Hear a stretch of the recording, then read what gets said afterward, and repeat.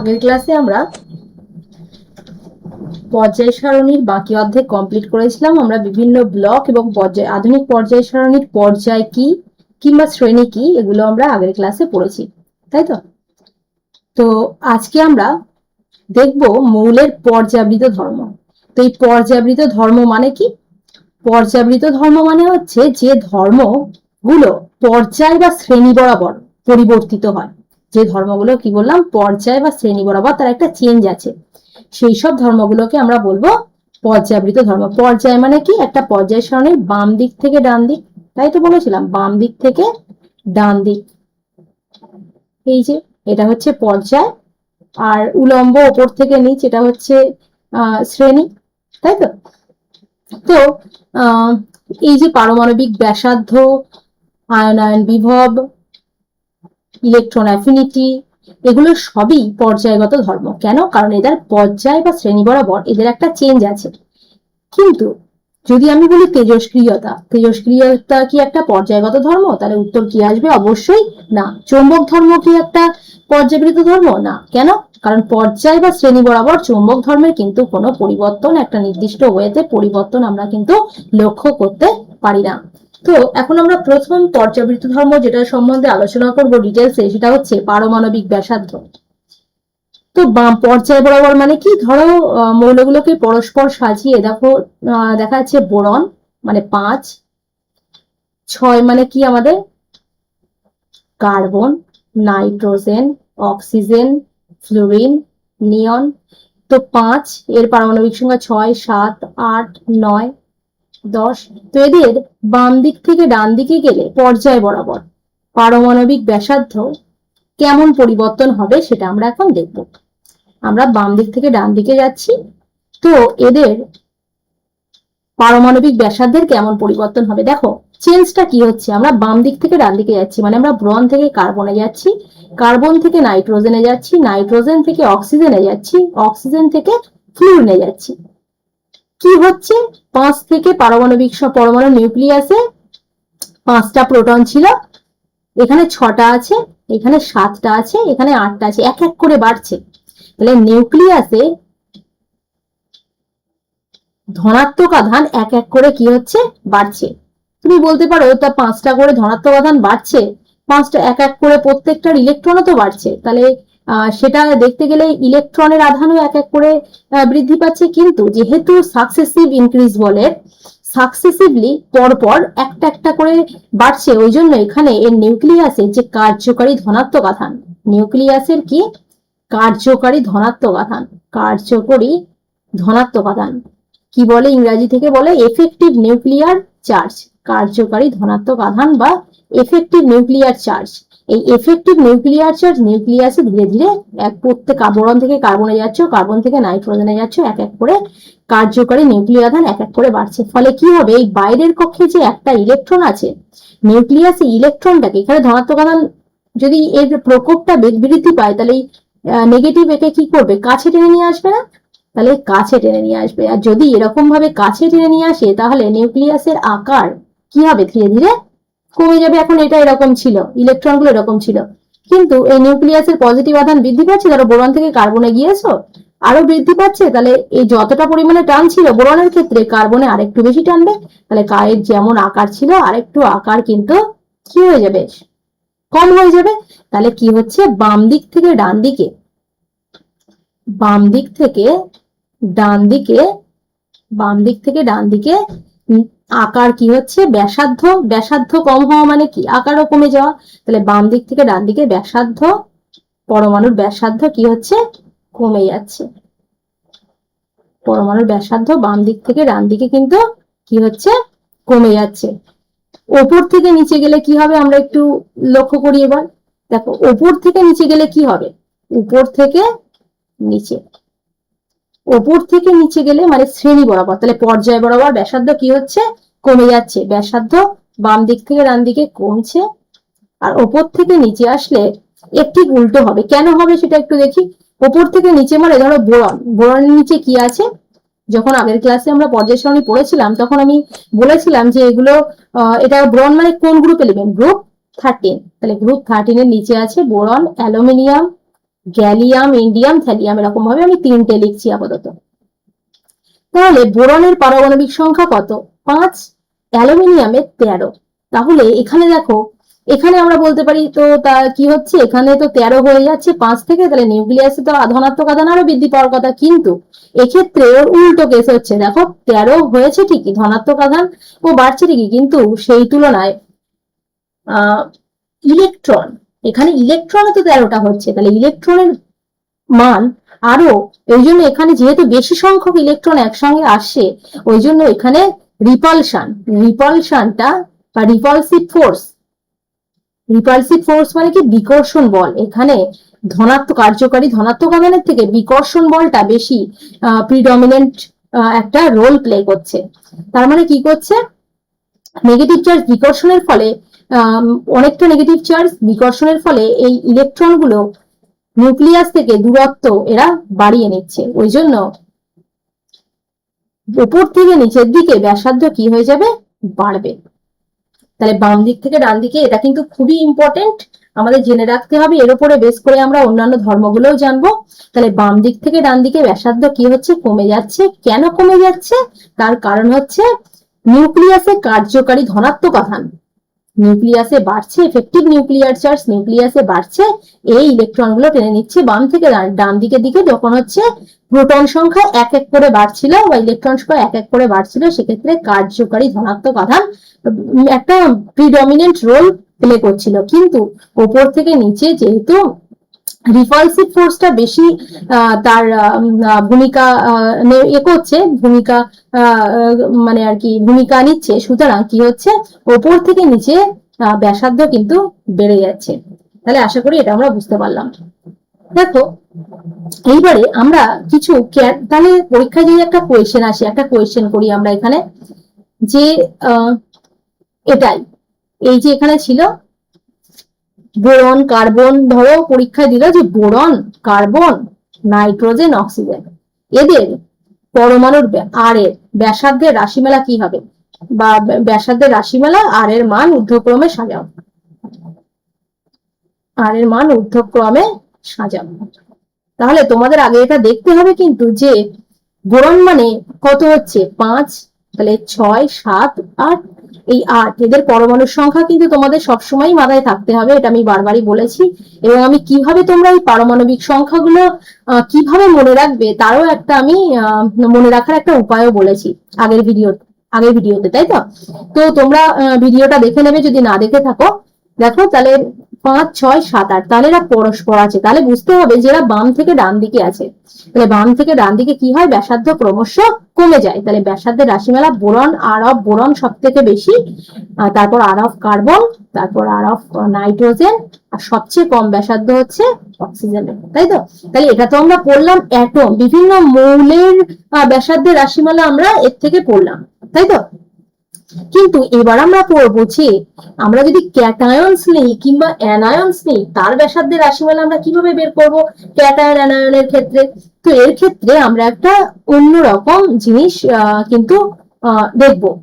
দেখো sodium plus, তাই তো, এখানে নাম্বার অফ প্রোটন আমরা বের করব, নাম্বার অফ, যেতে নাম্বার অফ প্রোটন কটা আছে এবং নাম্বার অফ ইলেকট্রন এখানে কটা করে আছে সেটা একটু দেখবো। তো সোডিয়াম মানে কত, তোমরা ওই আমি যেটা বলেছি ওই ভিডিও দেখে ওটা দেখে নেবে, যে হা হিলি বে বোকানা এরকম ভাবে প্রথম অক্ষরগুলো নিয়ে যে কবিতা মতো একটা হচ্ছে, ওর থেকে এর পেলাম হচ্ছে পরমাণু সংখ্যা বা প্রোটন সংখ্যা কত, 11। তাহলে 11, আর প্লাস থাকলে কি বলেছি, আমাদের নাম্বার অফ প্রোটন কি চেঞ্জ হবে, ওপরে প্লাস থাকলে চেঞ্জ হবে না, তাহলে নাম্বার অফ প্রোটন 11, এর 12, এর হচ্ছে 13। কিন্তু নাম্বার অফ ইলেকট্রন, ওপরে যদি একটা পজিটিভ চার্জ থাকে, এখানে নাম্বার অফ ইলেকট্রন 11টা ছিল, উপরে একটা প্লাস মানে আর একটা নেগেটিভ হয়ে যাবে, তাহলে 11 মাইনাস 1 হলে 10, এর 12 মাইনাস 2 হলে 10, এর 13, পারমাণবিক সংখ্যা তো 13, তাহলে 13 থেকে উপরে 3টে প্লাস, তাহলে 13 মাইনাস 3, তাহলে 13 মাইনাস 3 মানে কটা হচ্ছে, একদমই তাই, 10টা হচ্ছে। তো দেখো এই যে ক্যাটায়নস গুলোর আমি নাম্বার অফ প্রোটন এবং নাম্বার অফ ইলেকট্রনের মান বের করে নিলাম, এর থেকে আমরা এর ক্যাটায়নের ব্যাসার্ধ গুলোর হ্রাস বা বৃদ্ধির যে ক্রমানুসারে আমি কিন্তু সাজাতে পারবো। তাহলে নাম্বার অফ ইলেকট্রন, দেখো ইলেকট্রন মানে একটা রিপালসিভ ফোর্স আসবে, আর প্রোটন মানে কার্যকারী ধনাত্মক আধান নিউক্লিয়াসে বেশি থাকবে, তাহলে কার্যকারী প্রোটন বেশি কার সব থেকে 13, কারণ ইলেকট্রন সংখ্যা দেখো প্রত্যেকের মজার ব্যাপার হচ্ছে প্রত্যেকের ইলেকট্রন সংখ্যা কি সেম।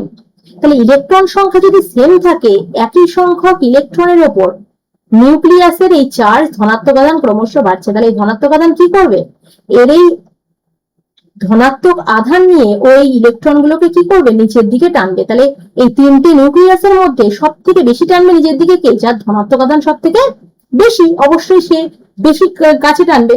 তাহলে এর নাম্বার অফ প্রোটন 13টা, তাহলে সব থেকে বেশি ইলেকট্রন গুলোকে নিজের দিকে টানবে কে, অ্যালুমিনিয়াম। তাহলে অ্যালুমিনিয়াম যদি সব থেকে বেশি নিজের দিকে টানে, তাহলে ব্যাসার্ধ সব থেকে কমে যাবে হচ্ছে কার, ব্যাসার্ধ বা আকার সব থেকে কমে যাবে অ্যালুমিনিয়ামের ক্ষেত্রে। তাহলে অতএব আকার বা ব্যাসার্ধের রাশিমালা কি হবে, ব্যাসার্ধের রাশিমালা কি হবে, সব থেকে টানছে বেশি এর, তাহলে ওর সব থেকে কম, তাহলে সব থেকে বেশি হবে আর অফ Na প্লাস, তারপরে আর অফ Mg2 প্লাস, তারপরে আর অফ Al3 প্লাস। আশা করি তোমরা বুঝতে পেরেছো আমি যেটা বোঝাতে চেয়েছি, ঠিক আছে। তো এবার দেখবো আমরা অ্যানায়নের ব্যাসার্ধ।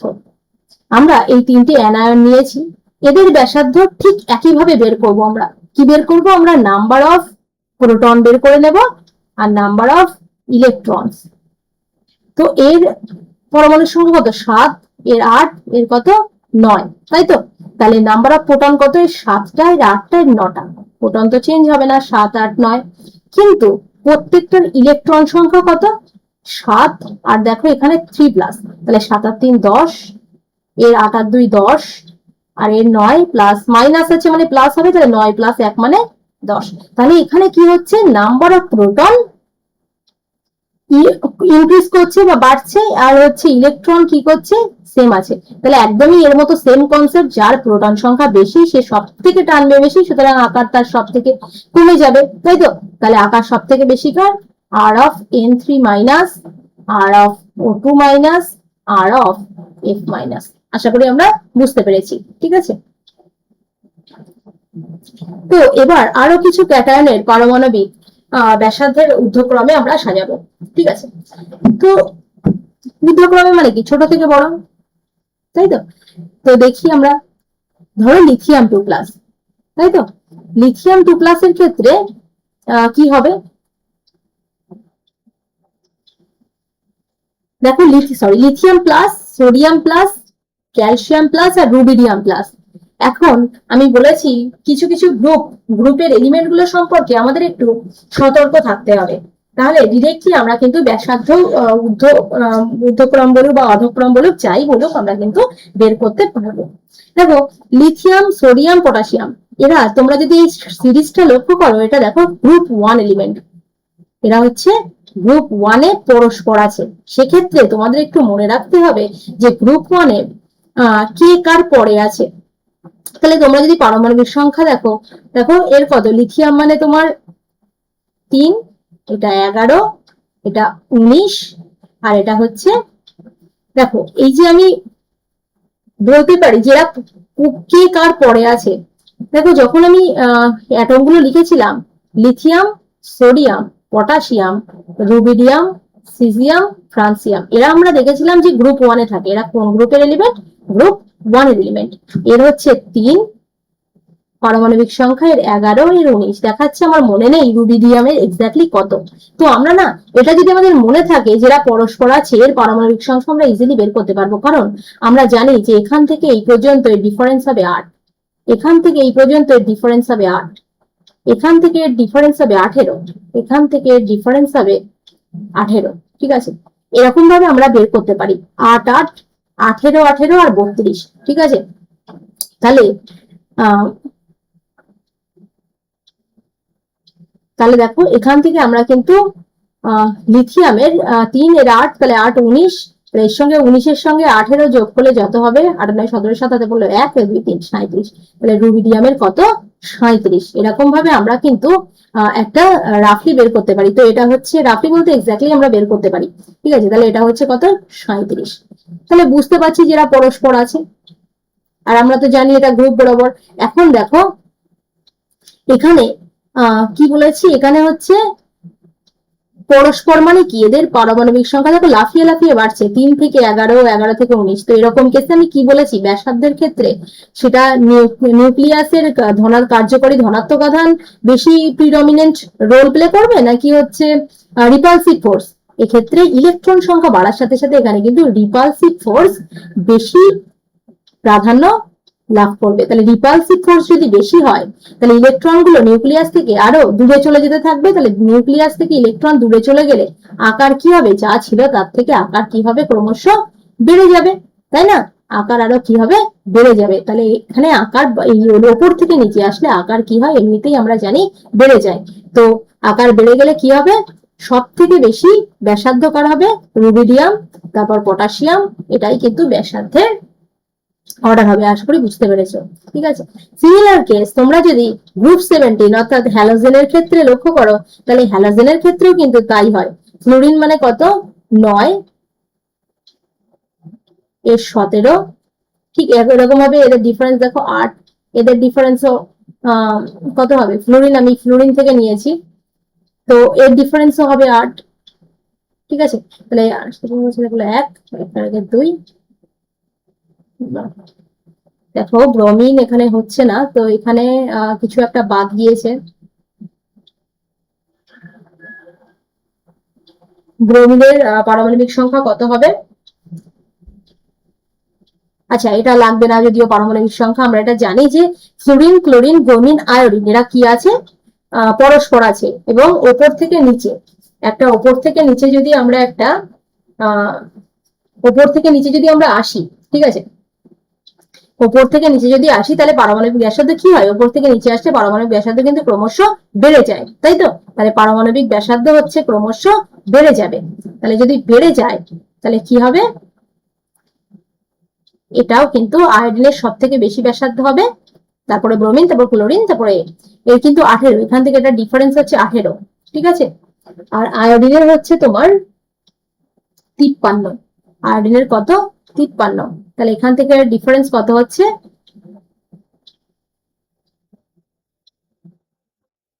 18। তাহলে 8, 18, 18, 32, সেখানে যদি অ্যাস্টারিন নিতাম এটি, তাহলে এর ডিফারেন্স হতো কত, 32, ডিফারেন্স হতো 32। ঠিক আছে, তাহলে অ্যাস্টারিনের যদি দেখতাম এটা হচ্ছে নিয়ারলি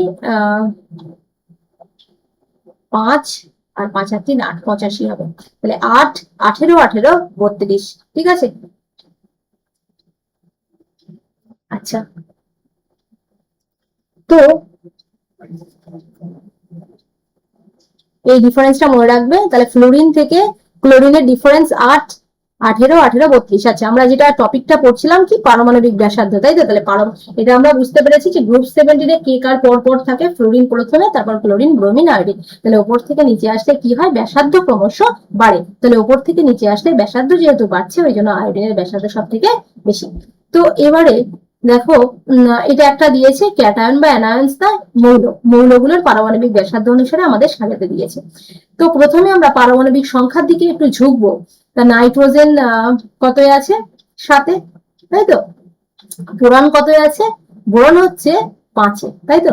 এ কত আছে, 8, এ আছে 10। তো এর ক্ষেত্রে দেখো পরস্পর নেই, পরস্পর নেই, এটা আমরা বুঝতে পারছি।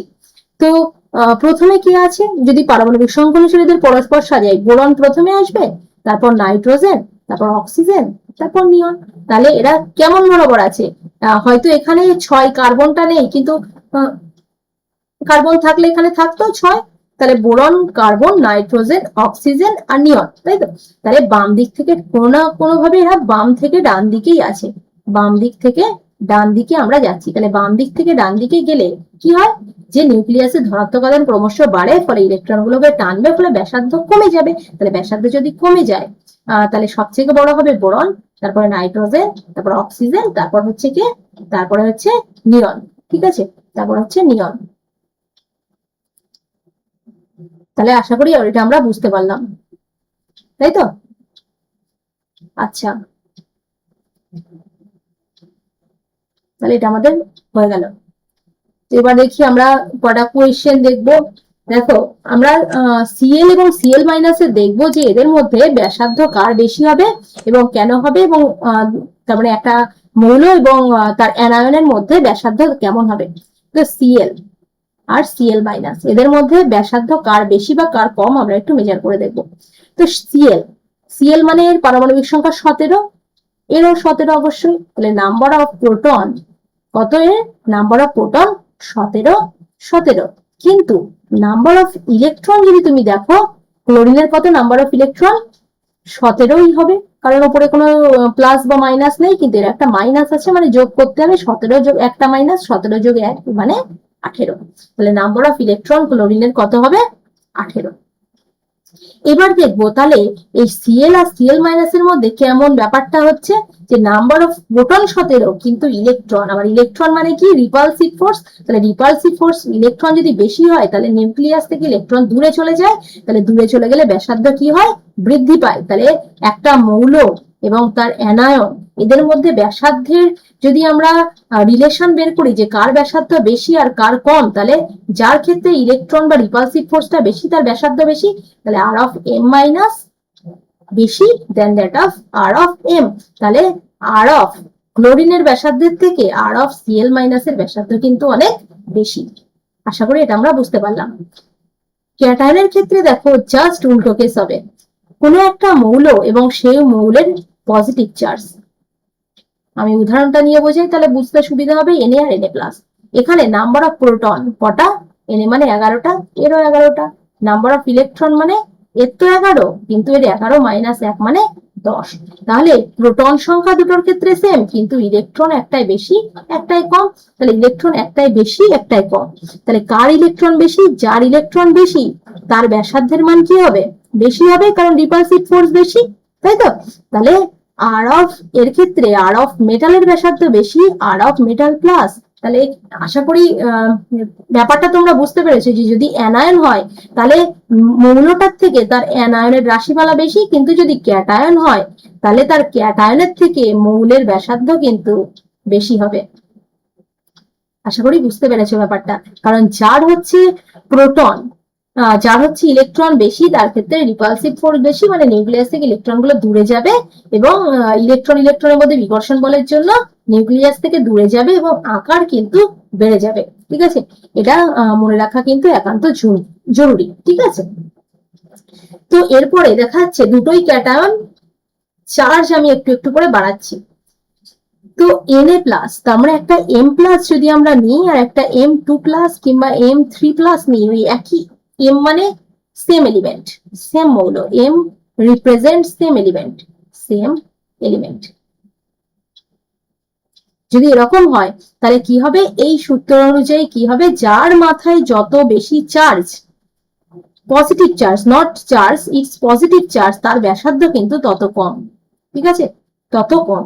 যার ব্যাসার্ধ কি বলেছি, যদি এখানে দেখলাম আমরা এটা, এখন যদি আর অফ এম প্লাস নাও, আর অফ M2 প্লাস নাও, আর অফ M3 প্লাস নাও, এরকম এরকম ক্রমশ এরকম নিতে থাকো, চার্জ ক্রমশ বাড়াতে থাকো, তাহলে ব্যাসার্ধ কিন্তু অটোমেটিক্যালি কমে যাবে। তাহলে আশা করি এইগুলো করলে ব্যাসার্ধ নিয়ে কোনো প্রবলেম আসবে না। কারো যদি এই ব্যাসার্ধের কনসেপ্টটা ক্লিয়ার থাকে, সে পর্যায়গত ধর্মে যে কটা ধর্ম আমরা পড়বো সব ধর্ম কিন্তু সে কোনো না কিছু এ করেই সে কিন্তু ইজিলি মনে রাখতে পারবে, প্লাস ব্যাপারটা বুঝে মনে রাখতে পারবে। ঠিক আছে, তাহলে Na প্লাস আর Mg2 প্লাস কার আকার বেশি এবং কেন আমরা একটু দেখার চেষ্টা করি। তো Na প্লাস কি বলেছি, আচ্ছা এটা আমরা এখানে দেখে নিলাম, তো এটা আমরা মুছে দিই, Na প্লাস আর Mg2 প্লাস, তাই তো। তাহলে এখানে তোমরা কিভাবে করবে, আশা করি তোমরা বুঝতে পেরেছো যে তোমরা নাম্বার অফ প্রোটন আর নাম্বার অফ ইলেকট্রনটাই বের করার চেষ্টা করবে। তো এর 11, এর নাম্বার অফ প্রোটন 12, কিন্তু ইলেকট্রন এর 11, এর 12, তাহলে 11 মাইনাস 1 মানে 10, এর 12 মাইনাস 2 মানে 10। তাহলে নাম্বার অফ ইলেকট্রন দু জায়গায় কি হচ্ছে, নাম্বার অফ ইলেকট্রন দু জায়গায় সেম বেরোচ্ছে, কিন্তু নাম্বার অফ ইলেকট্রন যদি সেম বেরোয়, নাম্বার অফ প্রোটন দু জায়গায় দেখো ডিফারেন্ট বেরোচ্ছে। এখন প্রোটন, আগেই তো বলেছি যে নাম্বার অফ প্রোটন মানে বেশি, মানে কেন্দ্রকে ধনাত্মক আধান বেশি, তাহলে কেন্দ্রে যদি ধনাত্মক আধান বেশি হয়, কার্যকরী ধনাত্মক আধান, তার কাজ কি, সেই ইলেকট্রন গুলোকে নিজের দিকে কি করবে, অ্যাট্রাক্ট করবে, টানবে। যদি টানে তাহলে আকার কি হবে, আকার কমে আসবে। তাহলে এর ক্ষেত্রে বেশি কেন্দ্রকের চার্জ বেশি, ধনাত্মক আধান বেশি, সুতরাং শক্তি বেশি, ইলেকট্রন গুলোকে বেশি প্রেস করছে মানে আকার কি হচ্ছে, কমে আসছে। তাহলে সোডিয়ামের আকার অবশ্যই বেশি ম্যাগনেসিয়াম 2+ এর থেকে। আশা করি তোমরা বুঝতে পেরেছো। ঠিক আছে, তো চলো নেক্সট। তাহলে আশা করি তোমাদের ব্যাসার্ধের ক্রম, কোনো পরমাণুর ব্যাসার্ধের ক্রম কেমন হবে, কোনো পরমাণুগুলোর পর্যায় বা শ্রেণী বরাবর, কিংবা কোনো আয়নসদের, সে ক্যাটায়ন হতে পারে কিংবা অ্যানায়ন হতে পারে, আশা করি তোমরা সেগুলো ইজিলি এখন করতে পারবে। ঠিক আছে, তো এবার আমরা একটা খুব গুরুত্বপূর্ণ ধর্ম, ধাতব ধর্ম পর্যায় বা শ্রেণী বরাবর, এরও একটা চেঞ্জ আছে, ধাতব ধর্ম কিংবা অধাতব ধর্মের, আমরা কিন্তু সেটা একটু দেখে নেব। দেখো ধাতব ধর্ম মানে কি? ধাতব ধর্ম মানে হচ্ছে একটা ইলেকট্রন, মনে রাখবে ধাতব ধর্ম মানে ইলেকট্রন ছেড়ে দেওয়ার প্রবণতা, ইলেকট্রন ছেড়ে দেওয়ার প্রবণতা। এখন ব্যাসার্ধ যদি বুঝে থাকো তাহলে ধাতব ধর্ম বুঝতে কোনো অসুবিধাই কিন্তু হবে না। শুধু এটা মনে রাখবে, ধাতব ধর্ম মানে কি কত তাড়াতাড়ি তার নিজের ইলেকট্রন ছেড়ে দিতে পারে। যে যত তাড়াতাড়ি ইলেকট্রন ছেড়ে দেবে, মনে রাখতে হবে তার ধাতব ধর্ম কিন্তু তত বেশি হবে। যে যত তাড়াতাড়ি ইলেকট্রন ছাড়বে তার ধাতব ধর্ম তত বেশি। এখন আমি কি হচ্ছিল, পর্যায় সারণীর বাম দিক থেকে ডান দিকে কি হচ্ছিল, বাম দিক থেকে ডান দিকে ব্যাসার্ধ কি হচ্ছিল, আর এর মান কমে আসছিল। কেন কমে আসছিল যদি আমি জিজ্ঞেস করি, তাহলে তোমরা বলবে যে কেন কেন্দ্রকে ধনাত্মক আধান ক্রমশ বৃদ্ধি পাচ্ছিল, এফেক্টিভ নিউক্লিয়ার চার্জ বা কার্যকারী ধনাত্মক আধান ইন দা নিউক্লিয়াস ইনক্রিজেস, তাই তো, বেড়ে যাচ্ছিল। কার্যকারী ধনাত্মক আধান নিউক্লিয়াসের বেড়ে যাচ্ছিল, এই ধনাত্মক আধান ইলেকট্রন গুলোকে টেনে রাখছিল। তাহলে বাম দিক থেকে ডান দিকে কি হচ্ছে, বাম দিক থেকে ডান দিকে, যা আমি অলরেডি জানি, বাম দিক থেকে ডান দিকে ভালো করে বুঝবে, বাম দিক থেকে ডান দিকে এফেক্টিভ নিউক্লিয়ার চার্জ বা কার্যকারী ধনাত্মক আধান, ঠিক আছে, এফেক্টিভ নিউক্লিয়ার চার্জ বা কার্যকারী ধনাত্মক আধান বাম দিক থেকে ডান দিকে বাড়ছিল। মানে ইলেকট্রন গুলো নিউক্লিয়াসের দিকে অ্যাট্রাক্ট হচ্ছিল, নিউক্লিয়াস ইলেকট্রন গুলোকে টেনে রাখছিল। এখন ধাতব ধর্ম মানে কি, ধাতব ধর্ম মানে ইলেকট্রন ছেড়ে দেওয়ার প্রবণতা, যে যত তাড়াতাড়ি ছাড়বে তার ধাতব ধর্ম কিন্তু তত বেশি হবে। তাহলে যদি বাম থেকে ডান দিকে টেনে রাখে, তুমি বাম থেকে ডান দিকে যাচ্ছ পর্যায় বরাবর, তোমার যদি টেনে রাখে তাহলে ইলেকট্রন ছাড়ার প্রবণতা কি হবে, কমে যাবে। অফকোর্স ইলেকট্রন ছাড়ার প্রবণতা কমে যাবে। ইলেকট্রন ছাড়ার প্রবণতা যদি কমে যায়, তাহলে বাম দিক থেকে ডান দিকে কি হবে, ধাতব ধর্ম অফকোর্স কমে যাবে। তাহলে ধাতব ধর্ম বাম দিক থেকে ডান দিক বরাবর কমে যাবে। এবং আশা করি আমরা বুঝতে পারলাম যে কেন কমে যাবে, কারণ বাম থেকে ডান দিকে মানে ইলেকট্রন ছেড়ে দেওয়ার প্রবণতা, ইলেকট্রন তাড়াতাড়ি ছেড়ে দেবে, ফলে ধাতব ধর্ম কিন্তু কমে যাবে। তাহলে বাম দিক থেকে ডান দিকে ধাতব ধর্ম কমে যায়। আমরা গুরুত্বপূর্ণ রিলেশনে আসলাম যে বাম থেকে ডান দিকে বা পর্যায় বরাবর ধাতব ধর্ম কমে যায়, ধাতব ধর্ম কমে যায়। তাহলে ওপর থেকে নিচে শ্রেণী বরাবর কি হবে, ওপর থেকে নিচে শ্রেণী বরাবর কি হবে, উল্টো কেস, ধাতব ধর্ম কি হবে, বাড়বে। তাহলে শ্রেণী বরাবর ধাতব ধর্ম বাড়বে কেন, কারণ শ্রেণী বরাবর একটা মৌল তার ইলেকট্রনকে সহজেই ছেড়ে দিতে পারবে। ঠিক আছে, তাহলে ধাতব ধর্ম কি হচ্ছে, বাম দিক থেকে আমরা যদি একটু সুন্দর করে লিখতে চাই, বাম থেকে ডান দিকে আছে, এটা তোমরা দেখে নেবে, এটাই হচ্ছে কার গল্প করছি আমরা, ধাতব ধর্মের গল্প। বাম থেকে ডান দিকে ধাতব ধর্ম কমে যাচ্ছে এবং উপর থেকে নিচে বরাবর ধাতব ধর্ম বেড়ে যাচ্ছে। ইনক্রিজ মানে বাড়া, আর অ্যারো নিচের দিকে মানে ডিক্রিজ মানে কমা। এবার দেখি একটু অধাতব ধর্ম কি হবে, অধাতব ধর্ম। দেখো অধাতব ধর্ম মানে ধাতব ধর্মের জাস্ট উল্টো কেস, অধাতব ধর্ম মানে ধাতব ধর্মের জাস্ট উল্টো কেস। বাম দিক থেকে ডান দিকে ধাতব ধর্ম কি হচ্ছিল, বাম দিক থেকে ডান দিকে ধাতব ধর্ম কি করছিল, কমে যাচ্ছিল। তাহলে অধাতব ধর্ম বাম দিক থেকে কি হবে, ডান দিকে বেড়ে যাবে। বাম থেকে ডান দিকে অধাতব ধর্ম বেড়ে যাবে, অধাতব ধর্ম বাড়বে। একটা মনে রাখলে অপরটা, এটা তোমার যদি কনসেপ্ট ক্লিয়ার থাকে এটা কিন্তু অটোমেটিক্যালি হয়ে যাচ্ছে, বাড়বে। এবং উপর থেকে নিচে মানে শ্রেণী বরাবর, উপর থেকে নিচে মানে শ্রেণী বরাবর ডাউন দ্য সিরিজ, শ্রেণী বরাবর কি হবে, অধাতব ধর্ম কিন্তু ডিক্রিজ করবে। আশা করি ব্যাপারটা তোমরা বুঝতে পেরেছো।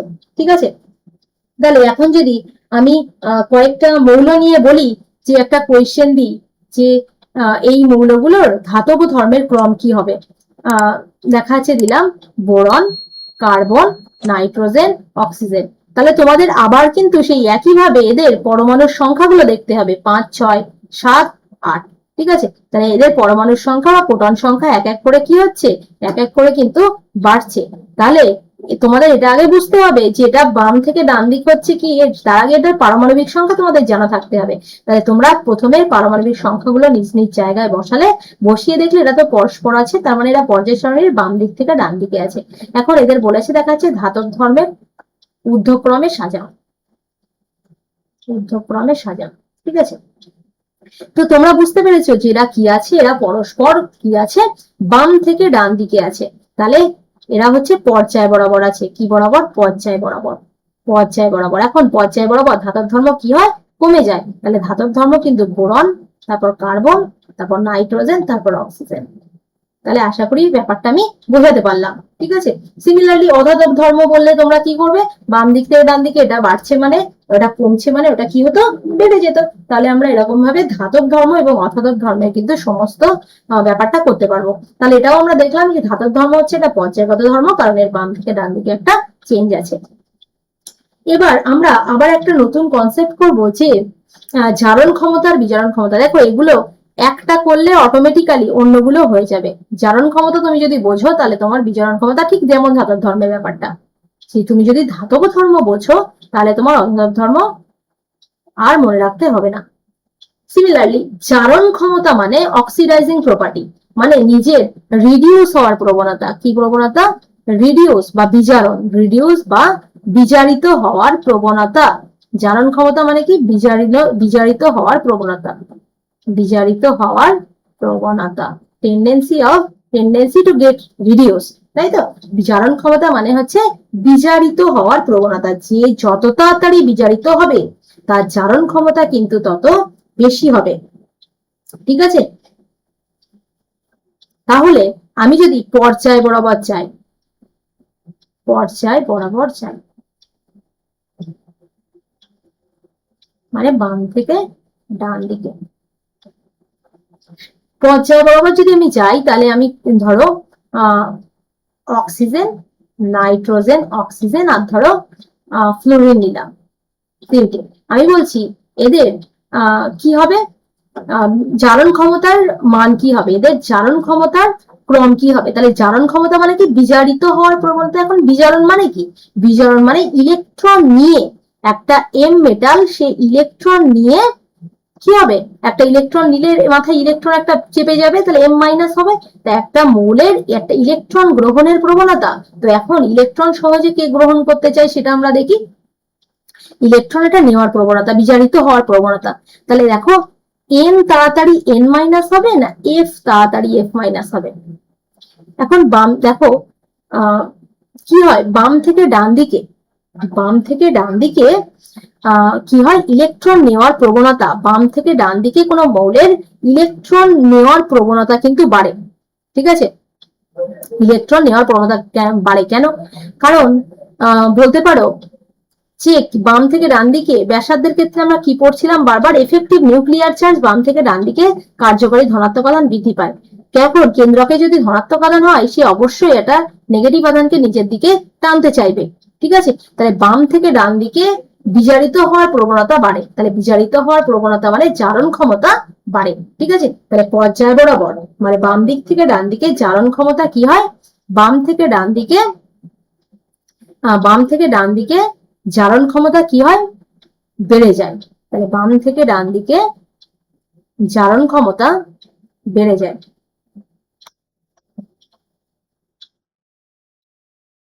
বাম থেকে ডান দিকে জারণ ক্ষমতা পর্যায় বরাবর বেড়ে যায়।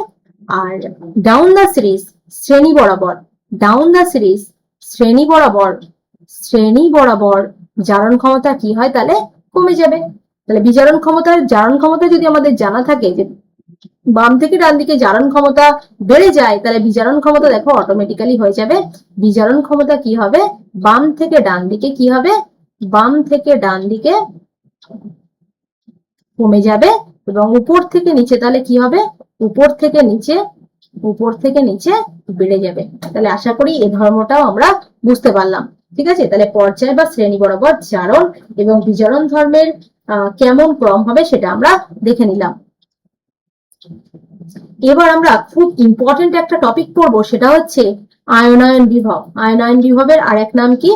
আয়োনাইজেশন এনার্জি বা আয়োনাইজেশন এনথালপি, আয়োনাইজেশন পোটেনশিয়াল, যা হোক তুমি বলতে পারো। তো এই আয়নায়ন বিভব মানে কি? দেখো, খুবই গুরুত্বপূর্ণ কনসেপ্ট, এটা ভালোভাবে দেখবে। আয়নায়ন বিভব মানে ধরো একটা এম, যে কোনো একটা মৌল গ্যাসীয় অবস্থায় আছে, এর কক্ষে ইলেকট্রন আছে, তাই এর সর্ববহিস্থ কক্ষ থেকে, এর ওই কক্ষ থেকে আমি একটা ইলেকট্রন বের করে দেব। একটা ইলেকট্রন আমি বের করে দেব। তাহলে একটা ইলেকট্রন বের করে দিলে এর মাথায় একটা ইলেকট্রনের ঘাটতি হবে। মনে রাখবে, ঘাটতি মানে কি? পজিটিভ। ঠিক আছে, আর বাড়তি মানে হচ্ছে নেগেটিভ।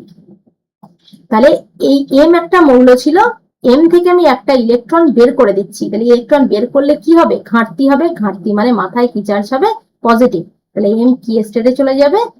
M plus. গ্যাসীয় স্টেটে আছে এটা, আর এম হচ্ছে অক্সিডেশন স্টেট হয়ে গেল প্লাস। তাহলে আয়নায়ন বিভবের সংজ্ঞা কি হবে?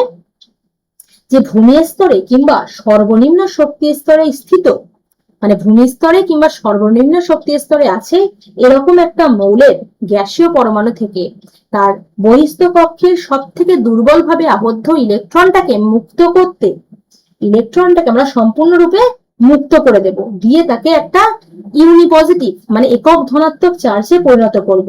করার জন্য আমাদের যে পরিমাণ শক্তি লাগবে, সেই পরিমাণ শক্তিকে আমরা বলবো আয়নায়ন বিভব। তাহলে ব্যাপারটা ক্লিয়ার হলো। আয়নায়ন বিভব তাহলে কার বলবো? যে ভূমি স্তরে কিংবা এই এম মেটালটা ভূমি স্তরে আছে কিংবা সর্বনিম্ন শক্তি স্তরে আছে। ভূমি স্তরে কিংবা সর্বনিম্ন শক্তি স্তরে আছে। সর্বনিম্ন শক্তি স্তরে আছে। তাহলে ভূমি স্তরে কিংবা সর্বনিম্ন শক্তি স্তরে স্থিত একটা ইলেকট্রনকে, গ্যাসীয় অবস্থা একটা মৌলের সব থেকে দুর্বলভাবে আবদ্ধ ইলেকট্রনকে মুক্ত করতে যে পরিমাণ শক্তি দেব, সেই পরিমাণ শক্তিকে আমরা বলবো কি শক্তি? Ionisation energy. তাহলে এখান থেকে একটা ইলেকট্রন মুক্ত করব, আমার যে পরিমাণ শক্তি দিতে হবে, যে পরিমাণ শক্তি, এই আই লিখছি মানে আই ডিনোটস আয়নাইজেশন এনার্জি। তাহলে যে পরিমাণ এনার্জি লাগবে, যে পরিমাণ আয়নাইজেশন এনার্জি লাগবে, ঠিক আছে, যে পরিমাণ শক্তি লাগবে, সেই শক্তিকেই আমরা বলবো আয়নাইজেশন এনার্জি বা আই ই। ঠিক আছে, তো আমরা এবার দেখি যে এই আয়নাইজেশন এনার্জি, দেখো এর ইউনিট হয় হচ্ছে কিলো ক্যালোরি পার মোল সিজিএস এ, এবং এসআই তে কিলো জুল পার মোল।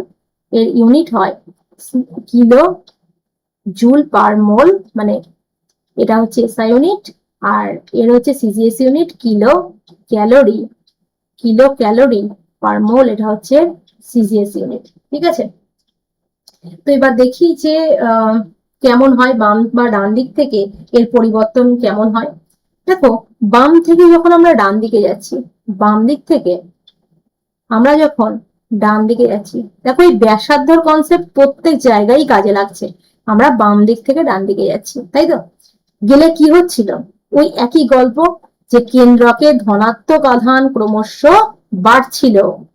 তাহলে কেন্দ্রকে ধনাত্মক আধান বাড়ছিল মানে কেন্দ্রকে পজিটিভ আধান, ধনাত্মক আধান, কার্যকারী নিউক্লিয়াস, কার্যকারী কি এফেক্টিভ নিউক্লিয়ার চার্জ, কার্যকারী ধনাত্মক আধান, কার্যকারী ধনাত্মক আধান কি হচ্ছিল? ক্রমশ বাড়ছিল। তার মানে কি? ইলেকট্রনগুলোকে টেনে রাখছিল, ইলেকট্রনগুলোকে টেনে রাখছিল বাম থেকে যত ডান দিকে যাচ্ছিলাম। তাহলে ইলেকট্রন এক্ষেত্রে কি করতে হবে? তোমার ইলেকট্রন একটা বার করতে হবে। তাহলে ইলেকট্রন বার করতে কি বেশি শক্তি দিতে হবে না কম শক্তি দিতে হবে? অফকোর্স বেশি শক্তি দিতে হবে, বেশি শক্তি দিতে হবে। তাহলে বেশি শক্তি দিতে হবে মানে কি? আয়নাইজেশন এনার্জি কি হবে?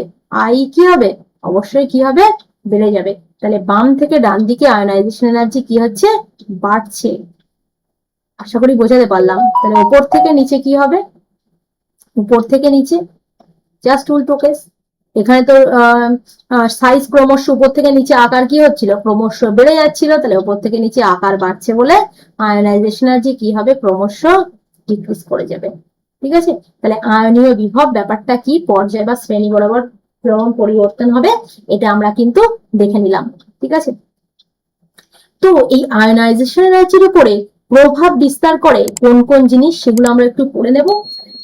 দেখো, আয়নাইজেশন এনার্জির উপরে পরমাণুর আকার, এখন তোমরা দেখেছো বাম থেকে ডান দিকে আকার ক্রমশ কি হচ্ছিল, কমে যাচ্ছিল। আকার কমে যাচ্ছিল মানে কেন কমে যাচ্ছিল? কারণ নিউক্লিয়াসের ওই যে ধনাত্মক আধান ওই বাইরের কক্ষের ইলেকট্রন গুলোকে নিজের দিকে টানছিল, ওই জন্য আকার কমে যাচ্ছিল।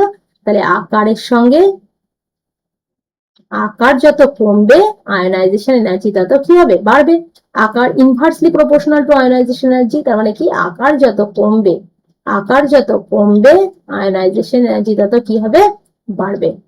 ঠিক আছে, এখন কেন্দ্রকে আধানের পরিমাণের উপরে কেমন ভাবে ডিপেন্ড করবে? কেন্দ্রকে আধানের পরিমাণ দেখো, কেন্দ্রকে এখন কোন মৌলের M+ আছে একটা, M2+ আছে একটা, আর M3+। কেন্দ্রকে আধানের পরিমাণ মানে এই নিউক্লিয়াস M একটা নিউক্লিয়াস, এর আধানের পরিমাণ প্লাস ছিল, 2+ হলো, 3+ হলো। তো এর ক্ষেত্রে কেমন আয়নাইজেশন এনার্জি পরিবর্তন কেমন হবে? দেখো, যত কি বলেছি এর আগে আমরা এর আকারের যখন পড়েছিলাম, যে এদের আকারের ক্ষেত্রে কি হবে, যে যত আমরা দেখেছিলাম পজিটিভ চার্জ যত বাড়ছে তত ইলেকট্রন কার্যকারী ধনাত্মক আধান, এর ক্ষেত্রে কার্যকারী ধনাত্মক আধান তত বাড়ছিল। কার্যকরী ধনাত্মক আধান, কার্যকরী ধনাত্মক আধান তত বাড়ছিল। কার্যকরী ধনাত্মক আধান বাড়ছিল মানে কি, নিউক্লিয়াসকে কি করছিল নিজের দিকে, নিউক্লিয়াস ইলেকট্রন গুলোকে নিজের দিকে টেনে রাখছিল। তাহলে ইলেকট্রন বের করতে অনেক বেশি শক্তি দিতে হবে। তাহলে এটা প্রপোর্শনাল সম্পর্ক, আধানের পরিমাণ যত বেশি, আধানের পরিমাণ যত বেশি তত কিন্তু আয়নাইজেশন এনার্জি বেশি। তাহলে এটা প্রপোর্শনাল সম্পর্ক, কেন্দ্রকে আধানের পরিমাণের সঙ্গে, আধানের পরিমাণের সঙ্গে আয়নাইজেশন এনার্জির সম্পর্ক কি, আয়নাইজেশনের সম্পর্ক পুরো প্রপোর্শনাল। আয়নাইজেশন এনার্জি বাড়বে যদি আধানের পরিমাণ কি হয়, বেড়ে যায়। এখন একটা খুব ইম্পর্টেন্ট জিনিস আমরা পড়বো, যে মৌলগুলো যদি হাফ ফিল্ড হয় কিংবা ফুল ফিল্ড হয় তেমন ক্ষেত্রে কি পরিবর্তন হবে। এখন ইলেকট্রনিক কনফিগারেশন আমরা জানি যে হাফ ফিল্ড মানে কি আর ফুল ফিল্ড মানে কি, আমরা অ্যাটমিক স্ট্রাকচারে পুরো পড়ে এসেছি। হাফ ফিল্ড মানে কি, ধরো পি শেষ কক্ষের ইলেকট্রনিক বিন্যাস 2p3। আচ্ছা, উদাহরণটা আমি কেটে দিচ্ছি, আমি নতুন করে বোঝাচ্ছি। হাফ ফিল্ড মানে বা ফুল ফিল্ড মানে হচ্ছে যেমন নাইট্রোজেন কিংবা যেমন হচ্ছে নিয়ন, এদের ইলেকট্রনিক কনফিগারেশন যদি করি, এদের কটা করে ইলেকট্রন বা প্রোটন আছে, 7টা, এর 10টা, তাহলে কি হবে 1s2 2s2 2p3। Electronic configuration এর কত হবে 1s2 2s2 2p6, তাহলে p3। 1s মানে ফুল ফিল্ড, 2s ফুল ফিল্ড, 2p মানে কি, p কক্ষক মানে p এর 3টে অরবিটাল আছে, তাহলে 3টে ইলেকট্রন। হাফ ফিল্ড এটাই আমরা বলি হাফ ফিল্ড, এটাকে আমরা বলি হাফ ফিল্ড। আর ফুল ফিল্ড মানে দেখো পি এর তো 3টে করে, এটা কিভাবে হয় এই 3টে অরবিটালই বা কেন, এসব সব সূত্র ওয়াইজ আমরা সব পড়েছি বুঝেছি অ্যাটমিক স্ট্রাকচার। কেউ যদি না ভিডিওটা দেখে থাকো অবশ্যই ওই ভিডিও দেখে এসে তারপর পর্যায় সারণী ভিডিও দেখবে। ঠিক আছে, তো 6টা মানে 1টা 2টো 3টে 4টে 5টা 6টা, তাই তো? তাহলে 6টা, এটা হচ্ছে ফুলফিল, এটা হচ্ছে আমাদের কি ফুলফিল। তো কোনো পরমাণু যদি কোনো ইলেকট্রনিক কনফিগারেশন যদি হাফ ফিল্ড কিংবা ফুল ফিল্ড হয় সেটা ভীষণই স্টেবল হয়। স্টেবল হয় মানে এখান থেকে সহজে আয়নাইজেশন এনার্জির কনসেপ্টে আমরা কি পড়েছি, যে একটা ইলেকট্রন সবসময় আমাদের রিলিজ করতে হবে। তাহলে এর থেকে ইলেকট্রন বের করা সত্যি কথা কি হয়ে যাবে বলো, কষ্টসাধ্য হয়ে যাবে। কেন কষ্টসাধ্য হয়ে যাবে? কারণ এটা ফুলফিল। এখন তুমি যদি স্টেবল হও, তুমি দেখা যাচ্ছে স্টেবল, তাহলে তুমি যদি কোনো একটা দেখা যাচ্ছে ডিসিশন নেবে, তুমি তাতে একদম অনড় হয়ে আছো, স্টেবল হয়ে আছো, তাহলে তোমার সেই ডিসিশনটা কে আমি যদি ভঙ্গ করতে চাই যে তুমি এটা করো না, সেটা বলতে আমার অনেক বেশি শক্তি দিতে হবে। কেন? কিন্তু তুমি যদি একটা ডিসিশন নিতে দেখা যাচ্ছে ডিসিশনটা নিচ্ছ কিন্তু দুর্বল ভাবে ঠিক নিতে পারছো না, তো আমি তখন যে কথাটাই বলছি তোমার মাথায় যে সেই লেগে যাচ্ছে, তুমি ব্যাপারটা আমার কম শক্তি দিতে হচ্ছে, তুমি নতুন একটা ডিসিশন সহজে নিতে পারছো। কিন্তু এরা হাফ ফিল্ড বা ফুল ফিল্ড স্টেবল বলা হয়, ভীষণই স্টেবল। তাহলে এরা স্টেবল মানে এখান থেকে ইলেকট্রন বের করতে আমাদের অনেক বেশি শক্তি দিতে হবে। তাহলে আয়নাইজেশন এনার্জি কিন্তু এদের ক্ষেত্রে দুক্ষেত্রে আয়নাইজেশন এনার্জি কিন্তু বাড়বে। তাহলে কোনো সিস্টেমের ইলেকট্রনিক কনফিগারেশন যদি হাফ ফিল্ড বা ফুল ফিল্ড হয়, তার আয়নাইজেশন এনার্জি অবশ্যই খুবই বেশি লাগবে, মানে সেখান থেকে সেই কক্ষক থেকে ইলেকট্রন বের করতে আমাদের অবশ্যই হচ্ছে অনেক বেশি শক্তি দিতে হবে। লাস্ট হচ্ছে সর্ববহিস্থ কক্ষের ইলেকট্রন বিন্যাস। তো এটাই হচ্ছে ওটা যে সর্ববহিস্থ কক্ষ, এটা এখান থেকে আমরা ডিরেক্ট বলে দিতে পারবো যে সর্ববহিস্থ কক্ষ যদি ইলেকট্রন বিন্যাস যদি ফুলফিল বা হাফ ফিল হয় তাহলে সেখান থেকে আয়নাইজেশনের জন্য বেশি লাগবে। কিন্তু যদি এরকম হয়, ভালো করে দেখো, দেখা যাচ্ছে গ্রুপ 1 এলিমেন্ট বা গ্রুপ 1 এলিমেন্টের ক্ষেত্রে দেখো, দেখা হচ্ছে সোডিয়ামের, সোডিয়াম মানে 11, তাহলে 11 যদি ইলেকট্রনিক বিন্যাস করো 1s2 2s2 2p6 3s1, তাহলে এর ক্ষেত্রে তুমি যদি একটা ইলেকট্রন বের করো, তাহলে ইলেকট্রন বেরোবে কোথা থেকে? বাইরের কক্ষ থেকে, মানে 3s থেকে বাইরের কক্ষ থেকে একটা ইলেকট্রন বেরোবে। তাহলে বাইরের কক্ষ থেকে একটা ইলেকট্রন যদি বেরোয়, এইটা দেখতে কেমন হবে ইলেকট্রনিক কনফিগারেশনটা? এটা একদম একটা নিষ্ক্রিয় গ্যাস, নিয়নের মতো ইলেকট্রনিক কনফিগারেশন দেখাবে। একটা ইলেকট্রন বেরিয়ে গেছে মানে ওর গল্প নেই, 1s2 2s2 2p6। তাহলে এটা একটা কি স্টেবল কনফিগারেশন, স্টেবল কনফিগারেশন। দেখা যাচ্ছে তোমাদের বাড়িতে 3টে রুম, তো তোমরা বাড়িতে 5 জন ওই 3টে রুম অকুপাই করে থাকো। তো এখন বাইরে থেকে একটা রিলেটিভ এসছে তোমাদের বাড়িতে, 3টে রুম, তোমরা 3 জন মিলে থাকো সেখানে। এখন বাইরে থেকে একটা রিলেটিভ এসছে, এসে তোমাদের দেখাচ্ছে দুজনকে একটা রুমে শিফট হতে হচ্ছে বা যে কোনো রুমে শিফট হতে হচ্ছে, এই ঘরটা খালি হচ্ছে, ঠিক আছে? এখন এই আত্মীয়টা যখন চলে যাবে তখন কি হবে? এখানে আবার তোমরা স্টেবল ভাবে সেই রুমে ঠিকঠাক ভাবে থাকতে পারবে, তা তোমাদের সুবিধে হবে।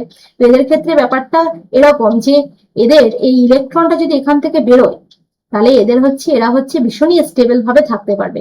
তাহলে যদি এরকম কেস হয়, তাহলে তোমার শক্তি যেটা দিতে হবে সেই শক্তিটা কি হবে? অপেক্ষাকৃত কম দিতে হবে, কারণ এই সিস্টেমই চাইছে যে ইলেকট্রনটা এখান থেকে বের হোক। তাহলে যেই আমি এখান থেকে একটা ইলেকট্রন বের হয়ে যাক, তাহলে আমাদের আয়নাইজেশন এনার্জি খুবই কম দিতে হবে, খুবই কম দিতে হবে, তাই তো? তাহলে যেহেতু একটা ইলেকট্রন বের করলে সিস্টেম গেট স্টেবিলিটি, তাই তো? সিস্টেম স্টেবিলিটি পাচ্ছে, সিস্টেমের অবস্থা আরো উন্নতি হচ্ছে, তাহলে চাইছে যে একটা ইলেকট্রন এখান থেকে বেরিয়ে যাক, একটা ইলেকট্রন এখান থেকে বেরিয়ে যাক। তাহলে কি হবে? যে সর্ববহিস্থ কক্ষের ইলেকট্রন বিন্যাস যদি এরকম হয় যে একটা ইলেকট্রনের জন্য স্টেবল হচ্ছে না, তাহলে এই চাইবে যে এখান থেকে ইলেকট্রন বেরিয়ে যাক, সেক্ষেত্রে আয়নাইজেশন এনার্জি কি হবে? অনেক কম লাগবে। যেমন কোন সিস্টেমের বহিস্থ কনফিগারেশন দেখাচ্ছে 2s2 2p4, 1s2 2s2 2p4, যেটা আমাদের অক্সিজেনের। এর থেকে যদি একটা ইলেকট্রন বেরিয়ে যায়, পিতে কটা ইলেকট্রন আছে? 1 2 3 4টে। কিন্তু এই একটা এর বহিস্থ কক্ষক মানে পি, পি থেকেই একটা ইলেকট্রন বেরোবে, আমরা বুঝতে পারছি। তাহলে পি থেকে যদি একটা ইলেকট্রন বেরিয়ে যায়, তাহলে পি টু পি এটা কত হয়ে যাবে? 3। তার মানে এটা কি হয়ে যাবে? Half field. দেখো প্রত্যেকটা একটা করে কন্টেন্ট করে থাকবে, পি 3টে অরবিটাল, 1 2 3টে, তাহলে এটা হাফ ফিল্ড অবস্থা।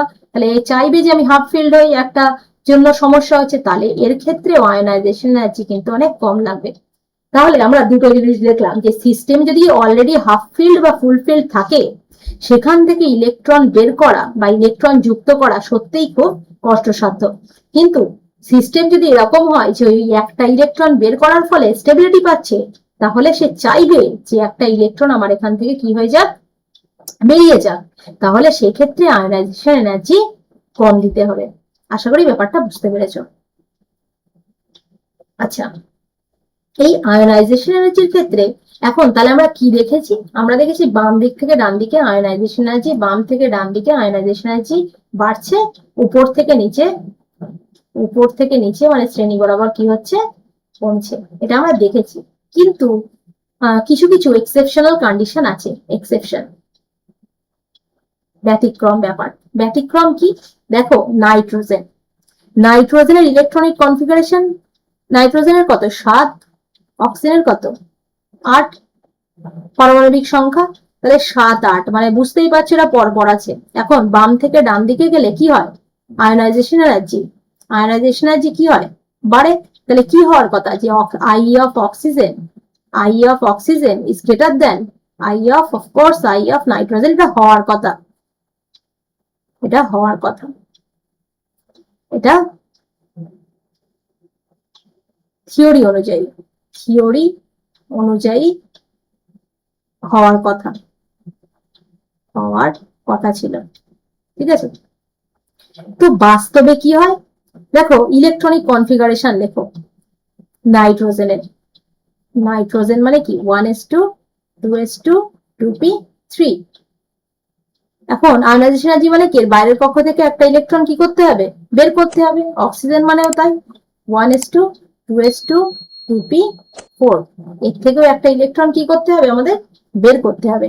তো এর থেকে যদি একটা ইলেকট্রন তুমি বের করো, এর থেকে যদি একটা ইলেকট্রন তুমি বের করো, তাহলে n কি হয়ে যাবে, প্লাস, ঘাটতি হবে, ও প্লাস হবে। তো কোন ব্যাপারটা সুবিধে হবে, কার বেশি শক্তি দিতে হবে, কার কম শক্তি দিতে হবে। আয়নাইজেশন এনার্জি এর ধরো I1 লাগছে, এর দেখাচ্ছে আয়নাইজেশন এনার্জি I2 লাগছে। তা I1 এর মান বেশি দিতে হবে, I1 কে বেশি দিতে হবে না I2 কে বেশি দিতে হবে। দেখো এটা কেমন কনফিগারেশন, দেখো 2p3 মানে p কি, তিনটে, মানে p কি অবস্থায় আছে, হাফ ফিল্ড, একদমই তাই, কি হচ্ছে, হাফ ফিল্ড অবস্থায় আছে। এখানে কি অবস্থায় আছে অক্সিজেন, একজন একে একটা এক্সট্রা ইলেকট্রন আছে যে এদের জ্বালাচ্ছে, ব্যাপারটা হাফ ফিল্ড অবস্থা থেকে এদের দূর করছে এই ইলেকট্রনটার জন্য, এই ইলেকট্রনটার জন্য কি হচ্ছে, যে হাফ ফিল্ড থাকতে পারতো যদি ইলেকট্রনটা না থাকতো, তাহলে এখন একটা যদি ইলেকট্রন বেরিয়ে যায়, এই system gets stability after releasing that extra electron, after releasing that extra electron, তাহলে সিস্টেম কি চাইবে, যে আমার এখান থেকে একটা ইলেকট্রন তো সমস্যা তৈরি করছে, তাহলে আমার এটা হোক, এ চাচ্ছে 1s2 2s2 2p3, এ চাইছে আমার এটা হোক, আমার এখান থেকে একটা ইলেকট্রন বেরিয়ে যাক, তাহলে এনার্জি এখানে I2 কি দিতে হবে, এনার্জি কম দিতে হবে। তাহলে I2 কম, I2 মানে I কার, অক্সিজেনের কম। কিন্তু এর ক্ষেত্রে কি, এর ক্ষেত্রে তো হাফ ফিল্ড ছিল, এটা হাফ ফিল্ড ছিল, এখান থেকে একটা ইলেকট্রন যদি বের করো, তাহলে 2p2 হয়ে যাবে, বাইরের কক্ষে ইলেকট্রন নিবে না, সে চাই যে আমার হাফ ফিল্ড অবস্থাটা নষ্ট, কখনোই চায় না। তাহলে এখানে যদি তুমি তাও বের করতে চাও, শক্তি তোমাদের কি দিতে হবে, শক্তি অনেক বেশি দিতে হবে। তাহলে আই অফ নাইট্রোজেনের বেশি হবে, বেশি হবে। কিন্তু থিওরি অনুযায়ী হওয়ার কথা ছিল কি এটা, কিন্তু হয়েছে কি, এটা এক্সপেরিমেন্ট অনুযায়ী, পরীক্ষা করে, এক্সপেরিমেন্টাল ভ্যালু। ঠিক আছে, তাহলে আশা করি আমরা বুঝতে পারলাম যে তাহলে আয়নাইজেশন এনার্জি সবসময় বাম থেকে ডান দিকে বাড়ে বা উপর থেকে নিচে কমে, এরকম ব্যাপার নেই। কিছু কিছু এক্সেপশন আছে, সেটা হচ্ছে ওই যে এফেক্টিভ, যে কোন কোন জিনিসগুলো এফেক্ট ফেলে, যেটা আমরা দেখলাম, কোন কোন জিনিসগুলো এফেক্ট ফেলে, সেখান থেকে কিন্তু আমরা ব্যাপারটা এই যে দেখলাম যে আয়নাইজেশন এনার্জির উপরে এইসব অবস্থাগুলো কিন্তু প্রভাব ফেলে, যে সিস্টেম হাফ ফিল্ড হচ্ছে না ফুল ফিল্ড হচ্ছে না, অলরেডি হাফ ফিল্ড আছে বা ফুল ফিল্ড আছে, তার উপরে কিন্তু ব্যাপারটা ডিপেন্ড করছে। ঠিক আছে, তাহলে আয়নাইজেশন পোটেনশিয়াল ব্যাপারটা কি এবং এর ডিপেন্ডেন্স কেমন পর্যায় সারণীতে, সেটা আমরা দেখলাম। এবার আমরা দেখবো ইলেকট্রন অ্যাফিনিটি বা ইলেকট্রন আসক্তি। ঠিক আছে, বা ইলেকট্রন গেইন এনথ্যালপি, সব রকমই বলে এর। ঠিক আছে, electron gain enthalpy, electron gain electron gain electron gain enthalpy. ঠিক আছে, ইলেকট্রন গেইন এনথ্যালপি। আচ্ছা, এই ইলেকট্রন আসক্তি কার বলে, এটা হচ্ছে, দেখো আয়নাইজেশন এনার্জি যদি বুঝে থাকো, তাহলে এটা বুঝতে আশা করি কোনো প্রবলেম হবে না। এটাও একটা এম, আমি ধরো বা একটা দেখাচ্ছে এক্স টাইপস এর আমরা একটা মৌল নিলাম, এক্স টাইপস এর আমরা একটা মৌল নিলাম, এক্স, যেটা গ্যাসিয়াস স্টেটে আছে। আয়নাইজেশন এনার্জিতে আমরা কি করছিলাম, একটা ইলেকট্রন এই মৌলের নিউক্লিয়াস থেকে একটা ইলেকট্রনকে আমরা কি করছিলাম, বার করে দিচ্ছিলাম। এর ক্ষেত্রে এই মৌলের নিউক্লিয়াসে আমরা একটা ইলেকট্রন দেব, একটা ইলেকট্রন প্রবেশ করাবো, ফলে ইলেকট্রন বলেছি ঘাটতি হলে প্লাস হয় আর ইলেকট্রন বাড়তি হলে কি হয়, নেগেটিভ। তাহলে এক্স একটা ইলেকট্রন নিলে কি হয়ে যাবে, এক্স মাইনাস, তাই তো, এক্স মাইনাস। তাহলে এইটা করতে এই যতটা পরিমাণ শক্তি ও ক্ষেত্রে দিতে হচ্ছিল, আর এক্ষেত্রে শক্তিও রিলিজ করবে, শক্তি কি করবে, ও রিলিজ করবে। ঠিক আছে, তো ইলেকট্রন অ্যাফিনিটির সংজ্ঞায় আমরা কি বলতে পারি, ইলেকট্রন অ্যাফিনিটির সংজ্ঞা হচ্ছে যে এও ভূমিস্তর অবস্থায় আছে, এক্স ভূমিস্তর কিংবা সর্বনিম্ন অবস্থায়, সর্বনিম্ন স্তর, সর্বশক্তি মানে নিম্ন শক্তি স্তরে, সর্বনিম্ন সব থেকে কম শক্তি স্তরে, সর্বনিম্ন শক্তি স্তরে স্থিত কোনো বিচ্ছিন্ন গ্যাসীয় পরমাণুর সর্ববহিস্থ শক্তি স্তরে, এর সর্ববহিস্থ শক্তি স্তরে আমরা একটা ইলেকট্রন অ্যাড করব, একটা ইলেকট্রন যোগ করে কি তৈরি হবে, একটা একক, ওখানে কি হচ্ছিল একক পজিটিভ, এখানে একক নেগেটিভ আধান বিশিষ্ট একটা গ্যাসীয় পরমাণুতে পরিণত করলে সেই সিস্টেমটা যে পরিমাণ শক্তি রিলিজ করে দেবে, যে পরিমাণ শক্তি রিলিজ করবে, সেই শক্তিকে আমরা বলবো কি, ইলেকট্রন আসক্তি। সেই পরিমাণ শক্তিকে আমরা বলবো ইলেকট্রন আসক্তি। ঠিক আছে, তাহলে ইলেকট্রন আসক্তির সংজ্ঞা কি, যে ভূমিস্তর কিংবা সর্বনিম্ন শক্তি স্তরে রক্ষিত, ভূমিস্তর কিংবা সর্বনিম্ন শক্তি স্তরে রক্ষিত কোন গ্যাসীয় পরমাণুতে একটা সর্বনিম্ন শক্তি স্তরে একটা ইলেকট্রনকে অ্যাড করতে আমাদের করলে যে পরিমাণ শক্তি রিলিজ করবে, এক্স মাইনাস হবে সেটা, এবং তার জন্য যে পরিমাণ শক্তি রিলিজ করবে সেই পরিমাণ শক্তিকেই আমরা বলবো কি, ইলেকট্রন গেইন এনথালপি বা ইলেকট্রন অ্যাফিনিটি।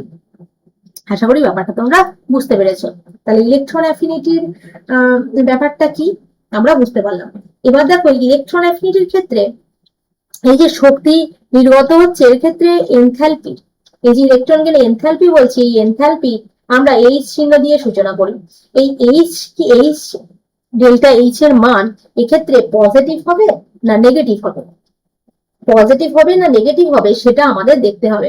এই ডেল্টা এইচ এর মান নেগেটিভ কখন হবে, ডেল্টা এইচ এর মান নেগেটিভ হবে যদি এই এক্স মৌলতে আমরা একটা ইলেকট্রন অ্যাড করছি, অ্যাড করে আমাদের যদি শক্তি নির্গত হয়, শক্তি নির্গত হয়, যখন সিস্টেমটা স্টেবল হবে তখন এরকম কেস হবে যে তুমি একটা ইলেকট্রন অ্যাড করেছো যার জন্য সিস্টেম স্টেবিলিটি পেয়েছে, সিস্টেমের স্টেবিলিটি আরো বেড়েছে, সেক্ষেত্রে শক্তি রিলিজ হবে এবং ডেল্টা এক্স এর মান কেমন হবে, ডেল্টা এক্স এর মান নেগেটিভ হবে। ঠিক আছে, ডেল্টা এক্স এর মান নেগেটিভ হবে, এটাকে আমরা বলবো এক্সোথার্মিক অবস্থা। কি অবস্থা, এক্সোথার্মিক, তাপদায়ী, এক্সোথার্মিক প্রক্রিয়া, এক্সোথার্মিক প্রসেস বা তাপদায়ী প্রসেস। ঠিক আছে, তাপ উৎপন্ন হবে। আর ডেল্টা এইচ কি হবে, দেখাচ্ছে এমন একটা তুমি ইলেকট্রন অ্যাড করেছো শক্তি স্তরে, কিন্তু সিস্টেমের এনার্জি শোষিত হয়ে গেছে, সিস্টেম এনার্জি রিলিজ করেনি, সিস্টেম শক্তি শোষণ করে নিয়েছে, তো সেরকম অবস্থায় ডেল্টা এইচ পজিটিভ হবে এবং এই প্রসেসকে আমরা বলবো এন্ডোথার্মিক, এন্ডোথার্মিক প্রসেস। ঠিক আছে, তাপমোচী, কি তাপমোচী, এটা হবে তাপমোচী বিক্রিয়া। তাহলে তাপদায়ী না তাপমোচী হবে সেটা কিন্তু আমরা বুঝতে পারবো। ঠিক আছে,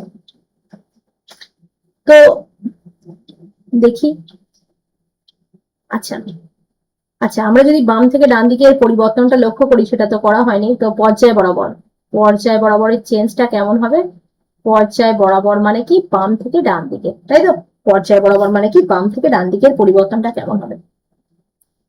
দেখো পর্যায় বরাবর যদি তুমি করো তাহলে মানে বাম থেকে ডান দিক, বাম দিক থেকে ডান দিক, বাম দিক থেকে ডান দিকে ইলেকট্রন অ্যাফিনিটি কি হবে, ইলেকট্রন অ্যাফিনিটি বাম দিক থেকে ডান দিকে বাড়বে, আর ওপর থেকে নিচে কি হবে, শ্রেণী বরাবর, উপর থেকে নিচে শ্রেণী বরাবর মানে উপর থেকে নিচে এর ইলেকট্রন অ্যাফিনিটি কি হয়ে যাবে, ভ্যালু ক্রমশ কমে আসবে। কেন বাম থেকে ডান দিকে বাড়ছে, this is the important question একটা, সেটা কি, বাম থেকে ডান দিকে কি হচ্ছিল, সেই ওই রেডিয়াসের ক্ষেত্রে যে গল্প করেছি সেই গল্প বারবারই আসবে, যে কার্যকারী ধনাত্মক আধান বাড়ছে মানে ওই ইলেকট্রন নিতে চাইবে, ওই জন্য সাধারণত বাম থেকে ডান দিকে বাড়ার কথা, এবং ওপর থেকে নিচে ইলেকট্রন অ্যাফিনিটি কিন্তু কমবে।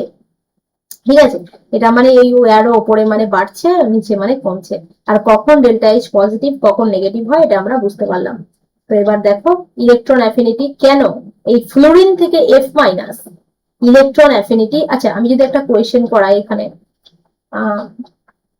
যে একটা কোয়েশ্চেন যদি আমি করি, যে এই প্রসেসের ধরো লিথিয়াম, সোডিয়াম, পটাশিয়াম, এদের এদের ইলেকট্রন অ্যাফিনিটি ইয়ে ভ্যালু, ইয়ে অর্ডার লেখো, ইয়ে অর্ডার, ইয়ের ক্রম, ইয়ে মানে ইলেকট্রন অ্যাফিনিটি বা ইলেকট্রন আসক্তি, ইলেকট্রন আসক্তি, এর ইলেকট্রন আসক্তির ক্রম কেমন হবে, কার বেশি কার কম হবে, লিথিয়াম সোডিয়াম মানে এনে, পটাশিয়াম মানে কে। তো দেখো লিথিয়াম সোডিয়াম পটাশিয়াম আমরা জানি এরা পরস্পর আছে, 3, 11, 19 এদের পারমাণবিক সংখ্যা। এরা পরস্পর আছে কোন বরাবর? অফকোর্স শ্রেণী বরাবর। শ্রেণী বরাবর তাহলে কি হয়, ওপর থেকে নিচ, শ্রেণী বরাবর ইলেকট্রন অ্যাফিনিটির ভ্যালু ক্রমশ কি হয়, কমে যায়। তাহলে ইলেকট্রন অ্যাফিনিটির অর্ডার হবে ইয়ে অর্ডার কি হবে, ইয়ে অর্ডার হবে লিথিয়াম, সোডিয়াম, পটাশিয়াম। তাহলে লিথিয়ামের সব থেকে বেশি, তারপর সোডিয়াম, তারপর পটাশিয়াম। তাহলে আশা করি বিভিন্ন মৌল দেওয়া থাকলে তোমরা তাদের ইলেকট্রন অ্যাফিনিটির ভ্যালু তোমরা তাদের ইজিলি বের করতে পারবে। ঠিক আছে, তো এবারে আমরা কিছু এক্সপ্লানেশন দেব কিছু জিনিসের, যেটা খুবই গুরুত্বপূর্ণ। ঠিক আছে, দেখো পরীক্ষায় দেখাচ্ছে, বললো যে এফ থেকে কোন সিস্টেম এফ মাইনাস হচ্ছে, এফ থেকে এফ মাইনাস হচ্ছে, এক্ষেত্রে ডেল্টা এইচ আমরা এরকম ভাবে লিখি। আর বি থেকে বি মাইনাস হচ্ছে, সেক্ষেত্রে ডেল্টা এইচ আমরা এমন লিখি। তো এটা কেন লিখি, কেন একটার ক্ষেত্রে মাইনাস করছি, কেন বা একটার ক্ষেত্রে আমরা ডেল্টা এইচ এর মান প্লাস দিচ্ছি, তো এটার একটা এক্সপ্লানেশন তোমরা দাও। তো আমরা কি করব এরকম অবস্থায়, আমরা ইলেকট্রন যে ইলেকট্রন বিন্যাস শিখেছি, এই ইলেকট্রন বিন্যাস বারবারই করে দেখবো যে ব্যাপারটা কি হচ্ছে। ফ্লুরিন মানে 1s2 2s2 2p5, এটা কি হচ্ছে 1s2 2s2। আচ্ছা, এফ থেকে এফ মাইনাস কখন হয়, এফ একটা এলিমেন্ট, এ এফ মাইনাস কখন হবে, যদি একটা ইলেকট্রন মাইনাস মানে বেড়েছে, তাহলে এই ইলেকট্রন কি করেছে, ছেড়েছে না নিয়েছে। আমি বলেছি ইলেকট্রন ঘাটতি হলে প্লাস, ইলেকট্রন বাড়তি হলে মাইনাস। ঘাটতি তো এক্ষেত্রে হয়নি, বেড়েছে ইলেকট্রন মাইনাস, তাহলে এই ইলেকট্রন একটা টেক করেছে, তাই তো ইলেকট্রন একটা নিয়েছে। ইলেকট্রন নিয়েছে মানে 2p5, বাইরের কক্ষে ইলেকট্রন নেবে, 5টা ছিল, তাহলে কি হয়ে যাবে, এটা 2p6 হয়ে যাবে। তাহলে বলো 2p5 স্টেবল নাকি 2p6 স্টেবল? অফকোর্স এটা 2p6 স্টেবল, কারণ এটা full filled electronic configuration, full filled electronic configuration, very much stable, very much stable. তাহলে স্টেবল হলে কি বলেছিলাম, সে শক্তি কি করবে, শক্তি রিলিজ করবে, তার শক্তি শোষণ হবে না, শক্তি সে ছাড়বে, সে নিজেই শক্তি ছাড়বে, তাই তো। তাহলে এফ একটা ইলেকট্রন নিয়েছে, নিয়ে ভীষণ স্টেবল হয়েছে এবং শক্তি রিলিজ করেছে, তাহলে ডেল্টা এইচ কি হয়, শক্তি মুক্ত হলে ডেল্টা এইচ কি হয়, নেগেটিভ হয়। তাহলে আশা করি এর ব্যাখ্যা আমরা লিখতে পারবো যে যেহেতু এফ এর ইলেকট্রনিক কনফিগারেশন 2p5 ছিল, নট স্টেবল, যেটা স্টেবল ছিল না, সে একটা ইলেকট্রন নেওয়ার পর সে ফুলফিল ইলেকট্রনিক কনফিগারেশন অ্যাচিভ করতে পেরেছে, তাই এর শক্তি নির্গত হয়েছে এবং ডেল্টা এইচ এক্ষেত্রে নেগেটিভ হয়েছে। এখন দেখি বেরিলিয়াম মানে কি, 4, তাহলে 1s2 2s2 এর ইলেকট্রনিক কনফিগারেশন, এ একটা ইলেকট্রন নিয়েছে, নিয়ে বি মাইনাস হয়েছে, ফলে এ ছিল তো 1s2 2s2 এর ফুলফিল্ড অবস্থায় ছিল, এই ফুলফিল ইলেকট্রনিক কনফিগারেশনে ছিল, কিন্তু একটা ইলেকট্রন এক্সট্রা আসার ফলে কি হয়েছে, এর একটা ইলেকট্রন এক্সট্রা এসছে, পরে এর নিউক্লিয়াসের কি হয়েছে, স্টেবল যে ফুলফিল অবস্থা ছিল, সেই breaking down of stable fulfil configuration, 2p তে আবার একটা ইলেকট্রন আনতে হয়েছে, মানে breaking, breaking of stable configuration, breaking of stable configuration, electronic configuration, stable electronic configuration. তাহলে এরকম কেস যদি হয় যে সিস্টেম স্টেবল হয়নি, তাহলে এ কি করবে, শক্তি কি করে নেবে, শক্তি শোষণ করে নেবে, এই প্রসেসে শক্তি শোষণ করেছে, ওই জন্য ডেল্টা এইচ এর মান পজিটিভ হয়েছে। আশা করি তোমরা ব্যাপারটা বুঝতে পেরেছো। ঠিক আছে, শক্তি যেহেতু শোষণ করেছে, সিস্টেম স্টেবল হয়নি, ওই জন্য ডেল্টা এইচ পজিটিভ। ঠিক আছে, তো আমরা কিছু ইলেকট্রন অ্যাফিনিটির ভ্যালু কিছু ব্যাখ্যা করব। কিসের ভ্যালু, ইলেকট্রন অ্যাফিনিটি ভ্যালু, ইএ ভ্যালু। ইএ মানে ইলেকট্রন অ্যাফিনিটি বা ইলেকট্রন আসক্তি কিংবা ইলেকট্রন গেইন এনথালপি, যাই হোক বলতে পারো। তো এটা আমরা ব্যাখ্যা করব যে এর কার কার ইলেকট্রন আসক্তি দেখা যাচ্ছে। দেখো, নিষ্ক্রিয় গ্যাস ছাড়া তাদের পরমাণুর ইলেকট্রন আসক্তির মান ধনাত্মক। হ্যালোজেন, আচ্ছা কি বলেছে প্রথমটাই আমরা এক্সপ্লেনেশন দিই আগে, নিষ্ক্রিয় গ্যাস, তাহলে নিষ্ক্রিয় গ্যাসের সাধারণ ইলেকট্রনিক কনফিগারেশন সবসময় কেমন হয়, fulfilled electronic configuration, fulfilled electronic configuration এদের সবারই তাই, ফুলফিল ইলেকট্রনিক কনফিগারেশন। যেমন কি, যেমন যদি যদি তুমি হিলিয়াম, নিয়ন, আর্গন এদের যদি ইলেকট্রনিক বিন্যাস করে দেখো, তাহলে সবার দেখবে এর 1s2, এর 1s2, 2s2, 2p6, এর হচ্ছে 1s2, 2s2, 2p6, বলো 3s2, 3p6, তাই তো? তাহলে প্রত্যেকের দেখো সবারই ফুলফিল ইলেকট্রনিক কনফিগারেশন আছে, ফুলফিল্ড ইলেকট্রনিক কনফিগারেশন আছে, ইলেকট্রনিক কনফিগারেশন আছে। তাহলে এই পরমাণুর ইলেকট্রন আসক্তি বের করছো মানে কি, এদের প্রত্যেকটা নিউক্লিয়াসে তুমি একটা ইলেকট্রন যোগ করছো, তাহলে এদের অবস্থা কি হবে? এদের আর ফুলফিল থাকবে সিস্টেম? এর 1s2, হিলিয়ামের ক্ষেত্রে যদি তুমি বলো, হিলিয়ামের 1s2, 2s1 হয়ে যাবে, মানে ব্রেকিং হয়ে যাচ্ছে, 2p6, 3s এ একটা ইলেকট্রন ঢুকে যাবে, 3s এ একটা এক্সট্রা ইলেকট্রন ঢুকে যাবে, এর 3p পর্যন্ত এ, 4s এ একটা ইলেকট্রন ঢুকে যাবে, ঠিক আছে, 4s এ আবার এক্সট্রা ইলেকট্রন, 4s এ একটা 1 এ ঢুকে যাবে।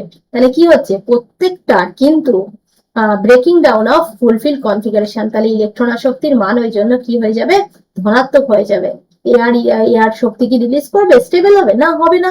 ওই জন্য এদের ইলেকট্রন আসক্তির মান কি হবে, পজিটিভ। আশা করি ব্যাপারটা তোমরা বুঝতে পেরেছো। এখন যদি তুমি হ্যালোজেনের বিভিন্ন হ্যালোজেন মৌলগুলো, এক্স হ্যালোজেন মানে কারা, ফ্লোরিন, ক্লোরিন, ব্রোমিন, আয়োডিন, অ্যাস্টাডিন, এরা, তাই তো? এতে যদি তুমি হ্যালোজেনের ইলেকট্রনিক বিন্যাস কত আছে, হ্যালোজেন মূলত কোন ব্লক এলিমেন্ট, হ্যালোজেন কোন ব্লক এলিমেন্ট, হ্যালোজেন হচ্ছে গ্রুপ 17, তাই তো, গ্রুপ 17। নিষ্ক্রিয় গ্যাস মানে কি, গ্রুপ 18, তাই তো? এগুলো তোমাদেরও সবসময় যেন মাথায় থাকে ব্যাপারটা, ওই জন্য এর আগের ক্লাসটা দেখা খুবই জরুরি। আগের ক্লাসটা তোমরা কিন্তু ভালো করে দেখবে, ঠিক আছে, দেখবে, ব্যাপারটা বুঝবে, এবং তোমাদের মনে রাখতে হবে যে কোন ব্লক এলিমেন্ট কোনগুলো, এগুলো সম্পর্কে একটু ধারণা থাকা দরকার। কেউ যদি মনে করে যে এই যে পর্যায়গত ধর্ম বা এসব বিষয়ে তার একটু বেশি আয়ত্ত থাকে, তাহলে অবশ্যই তোমাদের কোন এলিমেন্ট কোথায় আছে সেই সম্পর্কে একটু ডিটেলস ধারণা কিন্তু রাখা দরকার, ঠিক আছে? তো হ্যালোজেন পরমাণুর বলছি ইলেকট্রন অ্যাফিনিটির অতিরিক্ত ইলেকট্রন আসক্তি, মানে এর চাই অতিরিক্ত ইলেকট্রন আসক্তি মানে কি, আমাদের বলি কি, আমি এই জিনিসের প্রতি আমার ফুটবল খেলা দেখতে আসক্তি আছে আমার, তার মানে কি আমি দেখতে ভালোবাসি। এর ইলেকট্রন আসক্তি মানে কি, এই ইলেকট্রন চায়, হ্যালোজেন চায় ইলেকট্রন একটা, যে আমার মধ্যে একটা ইলেকট্রন আসুক। কেন চাই এবার আমরা দেখবো। গ্রুপ 17 এর সাধারণ ইলেকট্রন বিন্যাস হচ্ছে কি, বাইরের কক্ষে যদি ইলেকট্রনিক বিন্যাস করো তুমি, তাহলে তুমি দেখবে NS2, NP5, সামনে যা আছে থাক, বাইরের কক্ষের ইলেকট্রনিক বিন্যাস হচ্ছে NH2, NP5। যেমন তুমি যদি ফ্লুরিনারি করে দেখো একটা ফ্লুরিন, ফ্লুরিনের যদি তুমি ইলেকট্রনিক কনফিগারেশন করো 9, মানে 1s2, 2s2, 2p5 হবে। তাহলে দেখো NH2, NP5, বাইরের কক্ষে কটা ইলেকট্রন আছে, একটা।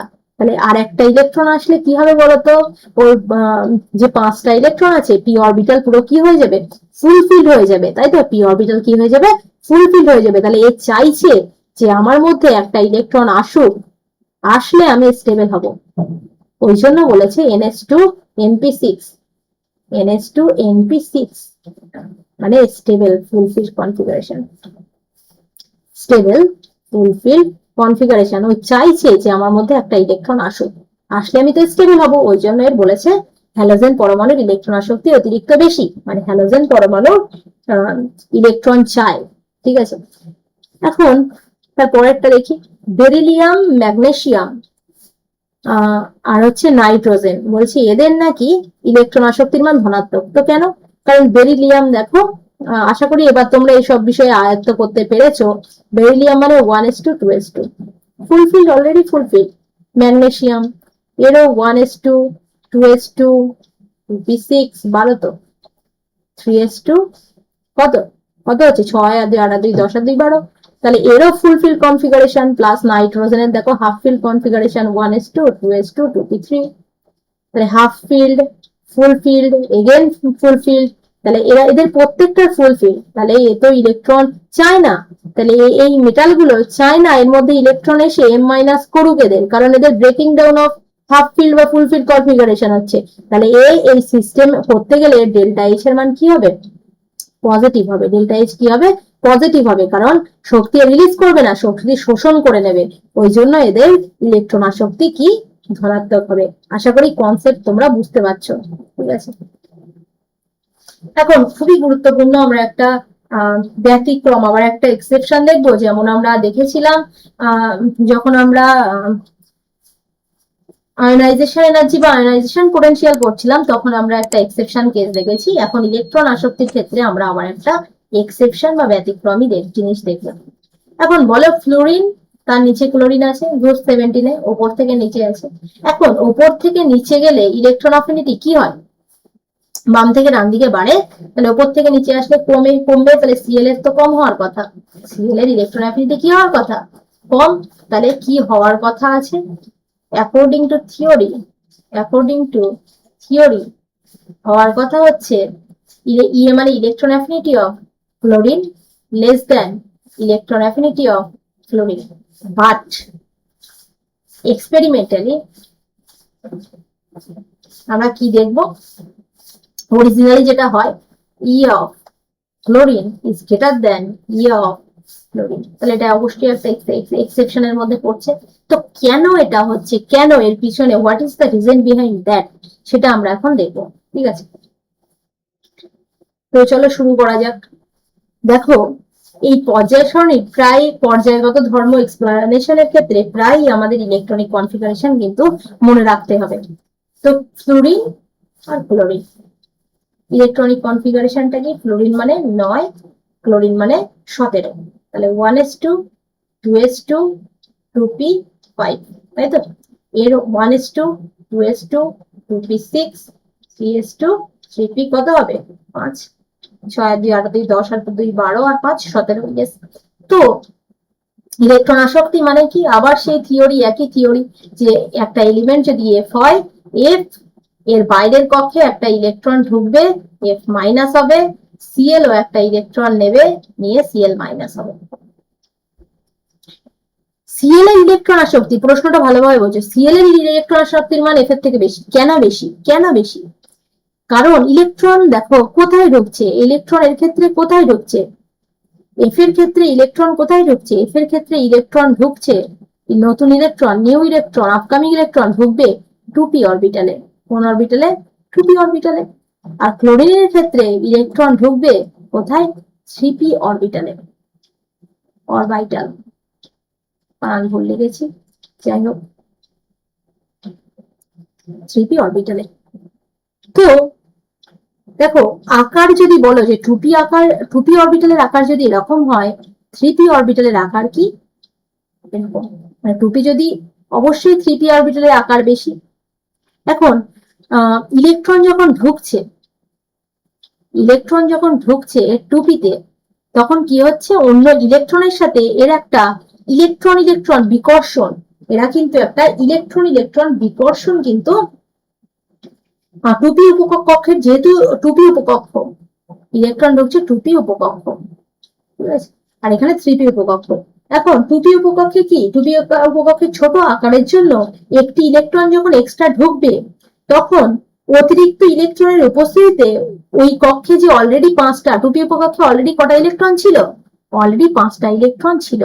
তাহলে যেই একটা এক্সট্রা ইলেকট্রন ঢুকছে, অলরেডি 5টা ইলেকট্রন ছিল মানে যেই একটা এক্সট্রা ইলেকট্রন ঢুকছে 2p উপকক্ষে, তখন কি হচ্ছে? ইলেকট্রন ইলেকট্রন রিপালশন তৈরি হচ্ছে। 2p উপকক্ষে কি হচ্ছে? ইলেকট্রন ইলেকট্রন রিপালশন, একটা ইলেকট্রন ইলেকট্রন রিপালশন তৈরি হচ্ছে, ইনক্রিজ করছে। এই বিকর্ষণের ফলে কি হবে? ও সহজে চাইবে না যে ওর মধ্যে একটা ইলেকট্রন ঢুকুক, কিন্তু 3p উপকক্ষে যখন ওই এক্সট্রা ইলেকট্রন একটা আসছে, তখন অলরেডি 5টা আছে ঠিকই, কিন্তু আকারটা তো বড়, আকারটা তো বড়, আকার বড় হওয়ার জন্য একটা এক্সট্রা ইলেকট্রন যখন এতে আসছে, তখন ও ব্যাপারটা কিন্তু ম্যানেজ করতে পারছে। ঠিক আছে, এর ক্ষেত্রে ওই যে আন্ত ইলেকট্রনীয় বিকর্ষণ বলের মান, ঠিক আছে, এর ক্ষেত্রে আন্ত ইলেকট্রনীয় বিকর্ষণ বলের মান কিন্তু কম হয়। আন্ত ইলেকট্রনীয় বা আন্ত ইলেকট্রনীয়, আন্ত ইলেকট্রনীয় রিপালশনের মান কিন্তু কম হয়। আন্ত ইলেকট্রনীয় বিকর্ষণ বলের মান কম, বিকর্ষণ বলের মান কম। তাহলে কে ভালো চাইবে যে ইলেকট্রন আমার মধ্যে ভালোভাবে ঢুকুক? অফকোর্স সিএল, যেহেতু এর আকার বড়, 3p উপকক্ষের আকার বড়, ওই জন্য এ চাই ইলেকট্রন এর মধ্যে সুন্দরভাবে ব্যাপারটা আসবে। ওই জন্য কি হয়, যদিও হওয়ার কথা এটা, বাট এক্সপেরিমেন্টালি ক্লোরিন এর ইলেকট্রন অ্যাফিনিটি কিন্তু সব থেকে বেশি। ঠিক আছে, ক্লোরিনের থেকে তো অবশ্যই বেশি। তাহলে আশা করি ব্যাপারটা বুঝতে পারলেন। এবার আমরা আবার একটা নতুন পর্যায়গত ধর্ম পড়বো, সেটা হচ্ছে কি তড়িৎ ঋণাত্মকতা। তড়িৎ ঋণাত্মকতা, তড়িৎ ঋণাত্মকতা বা ইলেকট্রোনেগেটিভিটি ব্যাপারটা কি? তড়িৎ ঋণাত্মকতা হচ্ছে কোনো, দেখা যাচ্ছে একটা সমযোজী বন্ধনে, একটা বন্ধন আছে,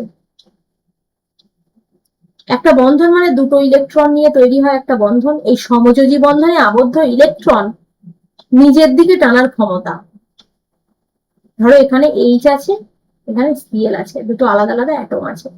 এই বন্ধন মানে এই বন্ধন মানে দুটো ইলেকট্রন, এই দুটো ইলেকট্রনকে কে কত নিজের দিকে টানতে পারবে, দুটো ইলেকট্রনকে কে কত নিজের দিকে টানতে পারবে, যে বেশি নিজের দিকে টানতে পারবে বলা হবে তার তড়িৎ ঋণাত্মকতা কিন্তু তত বেশি। এর সংজ্ঞা হিসেবে আমরা বলতে পারি, অন্য মৌলের পরমাণুর সঙ্গে সমযোজী বন্ধন দ্বারা আবদ্ধ থাকাকালীন বন্ধন সৃষ্টিকারী ইলেকট্রন জোড়কে নিজের দিকে আকর্ষণ করার ক্ষমতা। ঠিক আছে, বন্ধন সৃষ্টিকারী ইলেকট্রন জোড়কে, বন্ধন সৃষ্টিকারী ইলেকট্রন জোড়কে, এই যে যেটা বোঝালাম এখানে, নিজের দিকে, নিজের দিকে টানার ক্ষমতা, নিজের দিকে টানার ক্ষমতা, সেই ক্ষমতাকে আমরা বলবো তড়িৎ ঋণাত্মকতা। যা যে যত বেশি নিজের দিকে টানতে পারবে তার তড়িৎ ঋণাত্মকতা কিন্তু তত বেশি। এই তড়িৎ ঋণাত্মকতা, আশা করি সংজ্ঞাটা তোমরা বুঝতে পারলে। এই তড়িৎ ঋণাত্মকতা কি কি বিষয়ের উপর নির্ভর করে? এই তড়িৎ ঋণাত্মকতা নিউক্লিয়াসের পজিটিভ চার্জ, যেটা আমি প্রথম থেকে বলে আসি, কার্যকারী ধনাত্মক আধান, নিউক্লিয়াসের কার্যকারী ধনাত্মক আধানের উপর ভীষণভাবে নির্ভর করে। নিউক্লিয়াসের কার্যকারী ধনাত্মক আধান যত বেশি হবে, সে কি করবে, তত নিজের দিকে কোনো ইলেকট্রন গুলোকে নিজের দিকে টানবে। তাহলে বাম দিক থেকে ডান দিকে কি পরিবর্তন হবে? বাম দিক থেকে ডান দিকে কি পরিবর্তন হবে? বাম থেকে ডান দিকে যত আমি যাব পর্যায় বরাবর, তথা কি বরাবর? পর্যায় বরাবর, পর্যায় বরাবর যত আমি বাম থেকে ডান দিকে যাব, তত কি হচ্ছে? বাম থেকে ডান দিকে কার্যকারী ধনাত্মক আধান কি হচ্ছে? কার্যকারী ধনাত্মক আধান নিউক্লিয়াসের, কোথাকার কার্যকারী ধনাত্মক আধান? নিউক্লিয়াসের। নিউক্লিয়াসের কার্যকারী ধনাত্মক আধান কি হচ্ছে? ক্রমশ বাড়ছে। তাহলে ক্রমশ যদি বাড়ে, ইলেকট্রনকে নিজের দিকে কি করবে? ইলেকট্রন নিজের দিকে টানার ক্ষমতাও কি হবে? অবশ্যই বাড়বে। তাই বাম থেকে ডান দিকে, ওই জন্য ইলেকট্রোনেগেটিভিটিকে আমরা ইএন দিয়ে লিখি, ই থেকে ইলেকট্রন, এন থেকে নেগেটিভিটি। তাহলে ইএন ও বাম থেকে ডান দিকে কি হবে?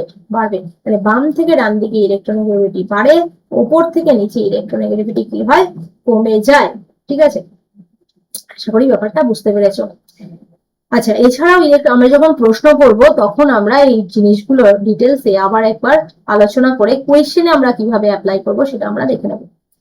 আচ্ছা, মৌলের অক্সাইডের আম্লিক ও ক্ষারকীয় ধর্ম। মৌলের অক্সাইড বলতে কি? বিভিন্ন মৌল অক্সিজেনের সঙ্গে বিক্রিয়া করে যে অক্সাইড তৈরি করে, তার ক্ষেত্রে সেই অক্সাইড গুলো কেমন হয় সেটা আমরা দেখব। ঠিক আছে, দেখো, আম্লিক ধর্ম, মৌলের অক্সাইডের আম্লিক ধর্ম মানে কি?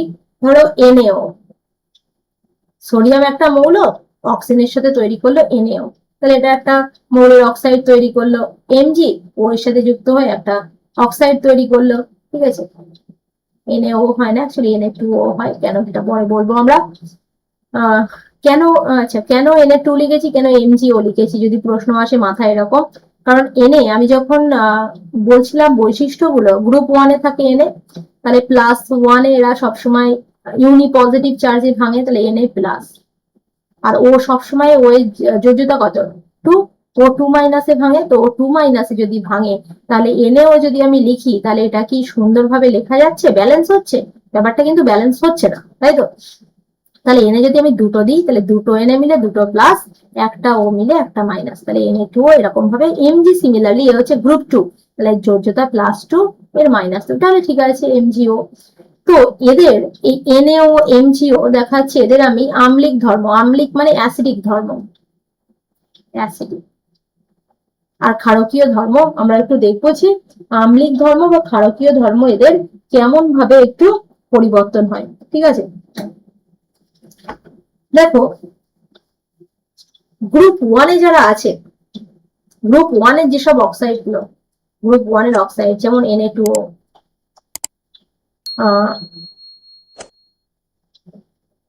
K2O,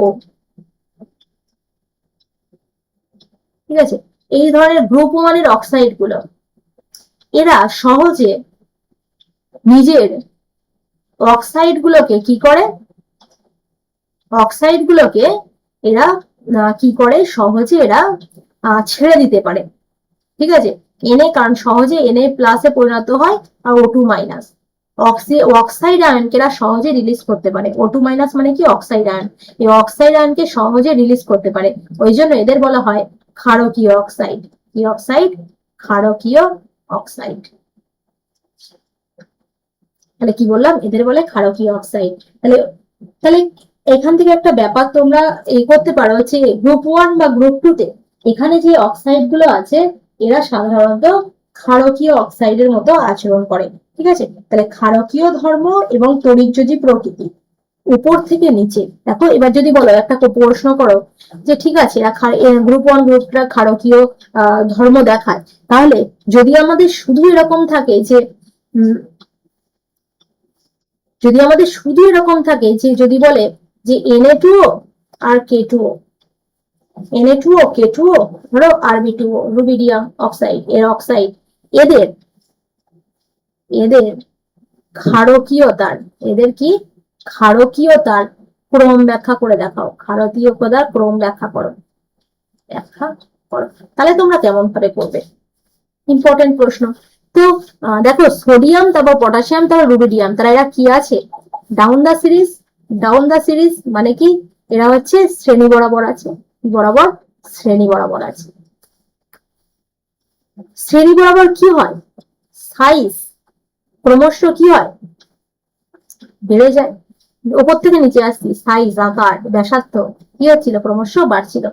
নিউক্লিয়াস তার মানে কি বিকর্ষণ, নিউক্লিয়াসে বিকর্ষণ বলটা বেশি প্রভাব বিস্তার করছিল, তাই তো, তার মানে নিউক্লিয়াসের কার্যকরী ধনাত্মক আধান কম প্লে রোল করছে। ঠিক আছে, তাহলে টেনে রাখতে পারছে না, ফলে এনে তার অক্সাইডকে যত তাড়াতাড়ি ছাড়বে, রুবিডিয়াম সাইজ বেড়ে গেছে মানে অক্সিজেনকে তার আগে বেশি তাড়াতাড়ি ছেড়ে দেবে।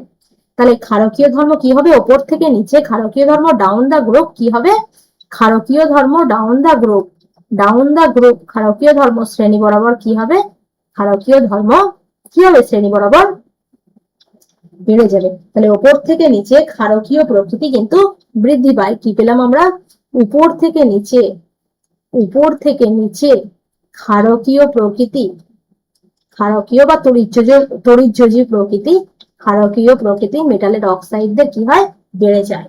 বোঝা গেল? তাহলে সমযোজী প্রকৃতি কিংবা আম্লিক ধর্ম, তাহলে ক্ষারকীয় প্রকৃতি বা তড়িৎযোজী ধর্ম, ক্ষারকীয় প্রকৃতি যা তড়িৎযোজী ধর্ম তাই, তড়িৎযোজী ধর্ম। তাই বলতে আর কি দুটো, ক্ষারকীয় প্রকৃতির সঙ্গে তড়িৎযোজী ধর্ম বাম থেকে উপর থেকে নিচে বাড়ছে। তাহলে বাম দিক থেকে ডান দিকে কি হবে, বাম দিক থেকে ডান দিকে কি হবে, বাম দিক থেকে ডান দিকে আম্লিক প্রকৃতি, আম্লিক প্রকৃতি, আম্লিক প্রকৃতি বা সমযোজী ধর্ম, আম্লিক প্রকৃতি বা সমযোজী ধর্ম বাম দিক থেকে ডান দিকে কিন্তু কি হয়ে যাবে, ডিক্রিজ করে যাবে, কমে যাবে। ঠিক আছে, সরি ডিক্রিজ বলছি, এটাও কিন্তু ইনক্রিজ করবে। কেন, কারণ আমি তো বলছি না যে তড়িৎযোজী ধর্ম বাম দিক থেকে ডান দিকে আম্লিক প্রকৃতি না, এটা তাহলে হবে ডিক্রিজ যদি করে, ভালো করে বুঝবে, যদি বাম থেকে ডান দিকে উপর থেকে নিচে ইনক্রিজ করছিল, তাহলে বাম থেকে ডান দিকে যদি ডিক্রিজ করে তাহলে আম্লিক প্রকৃতি হবে না, ডিক্রিজ যদি করে এটা আম্লিক প্রকৃতি হবে না, এটা ওই একই প্রকৃতি হবে, এটা ক্ষারকীয় প্রকৃতি বা তড়িৎযোজী ধর্ম। বা এরকম ডিরেক্টলি করে নাও যে ওপর থেকে নিচে বরাবর আমরা দেখছি যে ক্ষারকীয় ধর্ম উপর থেকে নিচে বরাবর, ক্ষারকীয় প্রকৃতি এবং তড়িৎযোজী ধর্ম উপর থেকে নিচ বাড়ছে, মানে বাম থেকে ডান দিক বরাবর ক্ষারকীয় প্রকৃতি কি হবে, কমবে। মানে বাম থেকে ডান দিকে, বাম দিক থেকে ডান দিকে ক্ষারকীয় প্রকৃতি কি হবে, কমবে। সিমিলারলি এখন যদি আমরা উল্টো কেসটা করি, উল্টো কেসটা করি মানে আমরা কি করছি, আমরা যদি এখন বাম থেকে উপর থেকে নিচ করি, আগে উপর থেকে নিচে আমরা যদি সমযোজী ধর্ম করি, সমযোজী ধর্ম, সমযোজী ধর্ম কিংবা অ্যাসিডিক প্রকৃতি, অ্যাসিডিক মানে কি আম্লিক, আম্লিক ধর্ম, আম্লিক ধর্ম কি করি আমরা যদি ওপর থেকে নিচে আম্লিক ধর্ম দেখি, তাহলে ওপর থেকে নিচে আম্লিক ধর্ম কি হবে, কমে যাবে। উপর থেকে নিচে আম্লিক ধর্ম কমে যাবে, কিন্তু উপর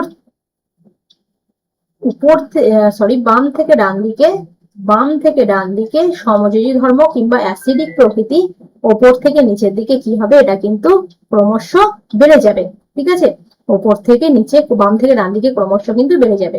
তাহলে যদি বাম থেকে ডান দিক মানে আমি কি বোঝাতে চাচ্ছি, আমি বোঝাতে চাচ্ছি দেখা যাচ্ছে তুমি 3টে অক্সাইড নিয়েছো, দেখা যাচ্ছে তুমি B2 বা তুমি দেখা যাচ্ছে এরকম একটা অক্সাইড নিয়েছো, বোরনের একটা অক্সাইড B2O3, একটা তুমি কার্বন ডাই অক্সাইড নিয়েছো, একটা তুমি N2O5 নাইট্রোজেনের অক্সাইড নিয়েছো। তো এদের তুমি আম্লিক ধর্ম, আমি বলেছি এদের আম্লিক ধর্মের অর্ডার লেখো, এদের আম্লিক ধর্মের অর্ডার লেখো, তুমি এদের আম্লিক ধর্মের অর্ডার করে দেখাও। ঠিক আছে, তো এদের আম্লিক ধর্মের অর্ডার তুমি কি করবে, তুমি এক কাজ করতে পারো, এই কটা তুমি দেখো, বোরন মানে এর পারমাণবিক সংখ্যা কত, 5। সিমিলারলি কার্বনের পারমাণবিক সংখ্যা কত, 6 এবং 7। তাহলে এটা কোন দিক থেকে কোন দিকে আছে, বাম থেকে ডান দিকে, বাম থেকে ডান দিকে। এখন বাম দিক থেকে ডান দিকে কি হয়, বাম দিক থেকে ডান দিকে কি কেমন পরিবর্তন হয় আমরা জানি কি, বাম দিক থেকে ডান দিকে আম্লিক ধর্ম ক্রমশ কি হয়, বৃদ্ধি পায় না, বাম থেকে ডান দিকে আম্লিক ধর্ম কি হয়, ক্রমশ বৃদ্ধি পায়। ঠিক আছে, তাহলে এবার কিন্তু আমরা বলতে পারবো তাহলে কি হবে, বাম থেকে ডান দিকে আম্লিক ধর্ম বৃদ্ধি পায় মানে N2O5 এর সব থেকে বেশি, তারপরে কার্বন ডাই অক্সাইড, তারপর বোরনের অক্সাইড। ঠিক আছে, তো এটা একটা কোয়েশ্চেন গেল। এবারে আর একটা কোয়েশ্চেন দিলে দেখা যাচ্ছে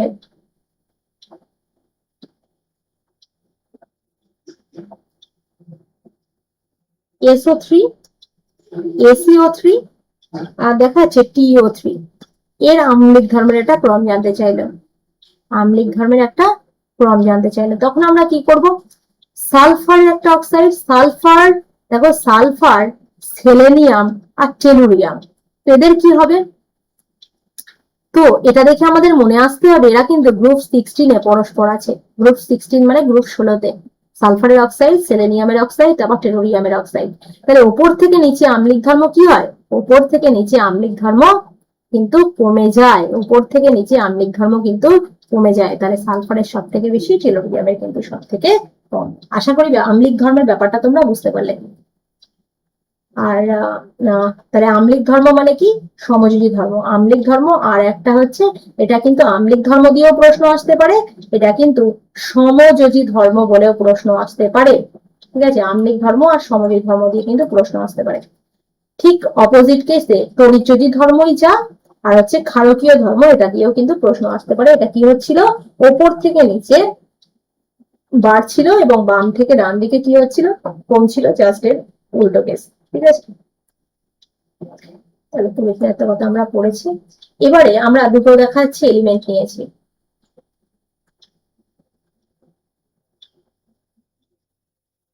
ক্রোমিয়ামের একটা অক্সাইড নিয়েছি, দুটোই ক্রোমিয়াম। এবার দেখো খুবই ইম্পর্টেন্ট ব্যাপারটা, এত সময় আমরা কি করছিলাম, আমরা আলাদা আলাদা ধাতু বা আলাদা আলাদা দেখা যাচ্ছে মেটাল নিচ্ছিলাম বা আলাদা আলাদা মৌল নিচ্ছিলাম, তার অক্সাইড করছিলাম। এবার দেখাচ্ছে আমি একই মৌল নিলাম, দ্যাট ইজ ক্রোমিয়াম, দুটো একই মৌল নিলাম, নিয়ে আমি বলছি এদের যে দুটো অক্সাইড আমি দিয়েছি, এদের মধ্যে বলতো আম্লিক ধর্ম কার বেশি। তখন আমি কি করব, তো খুবই গুরুত্বপূর্ণ ভাবে তোমরা দেখো যে এর ক্ষেত্রে আমরা জারণ স্তর বের করব, যে ক্রোমিয়ামের জারণ স্তর কত আছে আর এটা কত আছে। ধরো ক্রোমিয়ামের জারণ স্তর, ধরো ক্রোমিয়ামের স্টার দিচ্ছি, ধরো এই জারণ স্তর ধরলাম এক্স, কটা ক্রোমিয়াম আছে? দুটো, মানে 2x। অক্সিজেনের যোজ্যতা কত? -2। তাহলে কটা অক্সিজেন আছে? তিনটে, তাহলে 3 × -2 ইকুয়াল টু ওভারঅল কত? চার্জ 0। তাহলে 2x - 6 ইকুয়াল টু 0। তাহলে x ইকুয়াল টু কত হবে? 2x equal to 6, x equal to 3। তাহলে x সিআর, একটা সিআর কত অক্সিডেশন স্টেটে আছে? +3। এই সিআর ও 3, ক্রোমিয়ামের ধরে নাও 6, একটাই ক্রোমিয়াম আছে, ধরে নাও x এর জারণ স্তর, তাহলে x +3 × এর -2 করে, তাহলে ইকুয়াল টু 0। তাহলে x ইকুয়াল টু +6। তাহলে ক্রোমিয়ামের জারণ স্তর কত? +6। তাহলে জারণ স্তর কার বেশি? ক্রোমিয়াম এই CrO3 এর ক্ষেত্রে না CrO3? একদমই তাই, CrO3 জারণ স্তর কিন্তু বেশি। এখন জারণ স্তর প্রপোর্শনাল টু, মনে রাখবে, আম্লিক ধর্ম। একই রকম যখন মেটালের অক্সাইড দিচ্ছে, তাহলে জারণ স্তর কার বেশি? ক্রোমিয়াম। তাহলে অ্যাসিডিক কে বেশি, আম্লিক ধর্ম কার বেশি হবে? CrO3 এর কিন্তু আম্লিক ধর্ম বেশি হবে। তো চলো এরপর একটা কর্ণ সম্পর্ক কি, আমরা আজকে পর্যায় সারণীটা আমরা শেষ করব, তো একটু মন দিয়ে এটা বোঝো। দেখো কর্ণ সম্পর্ক মানে কি? কর্ণ সম্পর্ক মানে হচ্ছে গ্রুপ 1 এর আমি দেখাচ্ছি লিথিয়াম আর সোডিয়ামকে নিলাম, গ্রুপ 2 এর আমি বেরিলিয়াম আর ম্যাগনেসিয়ামকে নিলাম, পরপর রাখলাম, এবং গ্রুপ 3 এর গ্রুপ 13, এরা গ্রুপ 13 এ আছে বোরন আর অ্যালুমিনিয়াম, এবং গ্রুপ 14 এ আমি কার্বন আর সিলিকনকে নিলাম। দেখো এরা কর্ণ বরাবর, এটা কর্ণ বরাবর, এটাও একটা কর্ণ বরাবর। এই কর্ণ বরাবর যে মৌলগুলো আছে, এই মৌল এরা রাসায়নিক ধর্মে কিন্তু সাদৃশ্য দেখায়। মানে দেখা যায় যে অ্যালুমিনিয়াম যেমন ধর্ম দেখাচ্ছে, বেরিলিয়াম কিছুটা ওর সঙ্গে মিলে গিয়ে তার ধর্ম দেখাচ্ছে। তাহলে এই সম্পর্কটাকে আমরা বলবো কর্ণ সম্পর্ক। ঠিক আছে, তাহলে এই সম্পর্কটাকে আমরা কি বলবো? কর্ণ সম্পর্ক বলবো। এখন দেখো এই যে হাইড্রোজেনকে আমি যখন বলছিলাম গ্রুপ 1 এ রাখা হয়েছে, কিন্তু এই হাইড্রোজেন এর একটু ব্যতিক্রমী আচরণ আছে। গ্রুপ 1 এবং গ্রুপ 17 এ উভয়ই মানে গ্রুপ 1 এ থাকার মতন কিছু বৈশিষ্ট্য দেখায়, আবার গ্রুপ 17 এ থাকার মতো কিছু বৈশিষ্ট্য দেখায় ধর্মের অনুযায়ী। তাদের সঙ্গে গ্রুপ 1 এর যে মৌলগুলো থাকে তাদের সঙ্গে কিছু রাসায়নিক ধর্মের সিমিলারিটি আছে, প্লাস গ্রুপ 17 এ যেসব মৌলগুলো আছে তার সঙ্গে কিছু সিমিলারিটি আছে। ওই জন্য বলা হয় হাইড্রোজেনকে বলা হয় দুষ্ট মৌল। ঠিক আছে, তো গ্রুপ 1 এ কেন গ্রুপ 1 এ রাখা হয়েছে বা এর পিছনে যুক্তি কি? দেখো গ্রুপ 1 এর প্রত্যেকটা মৌলের, সে তুমি সোডিয়াম নাও, পটাশিয়াম নাও, প্রত্যেকটা মৌলের বাইরের কক্ষে দেখবে একটা করে ইলেকট্রন আছে এস অরবিটালে, NS1। তাহলে NS1 মানে যোজ্যতা 1। তাহলে ওই জন্য এরা Na+ কিংবা হাইড্রোজেন H+ কিন্তু গঠন করে পটাশিয়াম K+, এরকম। তাহলে হাইড্রোজেন যেমন H+ করে, এরাও একটা ইলেকট্রন বের করে Na+ ইউনিপজিটিভ একটা ক্যাটায়ন কিন্তু তৈরি করে। তাহলে এদের সঙ্গে একটা সাদৃশ্য আছে। এর বাইরের কক্ষে NS1, হাইড্রোজেনের বাইরের কক্ষে মানে 1s1, হাইড্রোজেন ইলেকট্রনিক কনফিগারেশন কি? 1s1। তাহলে NS1 এর মতো একটা সিমিলারিটি দেখাচ্ছে, প্লাস এই একটা ইলেকট্রন এই NS1 মানে কি? Na সবসময় কি চায়? একটা ইলেকট্রন বের করে দিতে চায়, দিয়ে তৈরি হতে চায় কি? Na+, যে আমার থেকে একটা ইলেকট্রন বের করে যে আমি স্টেবল হবো। হাইড্রোজেনও H+ গঠন করে, Naও H+, পটাশিয়াম H+। তাহলে এই পটাশিয়াম বা সোডিয়ামের সঙ্গে হাইড্রোজেন কিন্তু একটা সিমিলারিটি দেখাচ্ছে। সিমিলারলি ক্ষার ধাতুগুলো যেমন একটা ইলেকট্রন বের করে দিতে পারে, তাই এই ইলেকট্রন যদি একটা বের করে দেয়, তাহলে সেই ইলেকট্রনের কি ধর্ম বলে? সেটা জারক ধর্ম বা জারক ভালো। ঠিক আছে, আচ্ছা, যে যত তাড়াতাড়ি ইলেকট্রন বের করে দেয় তার জারণ ক্ষমতা তত বেশি, আর যার জারণ ক্ষমতা যত বেশি তাকে আমরা বলবো বিজারক। ঠিক আছে, জারণ ক্ষমতা বেশি। তাহলে হাইড্রোজেনও যেমন বিজারক দ্রব্য, তেমন গ্রুপ 1 এর এলিমেন্ট গুলো বিজারক দ্রব্য। ঠিক আছে, তাহলে গ্রুপ 1 এর সঙ্গে হাইড্রোজেন কিন্তু অনেক তাদের রাসায়নিক ধর্মে বলো অনেকটা সিমিলারিটি দেখাচ্ছে।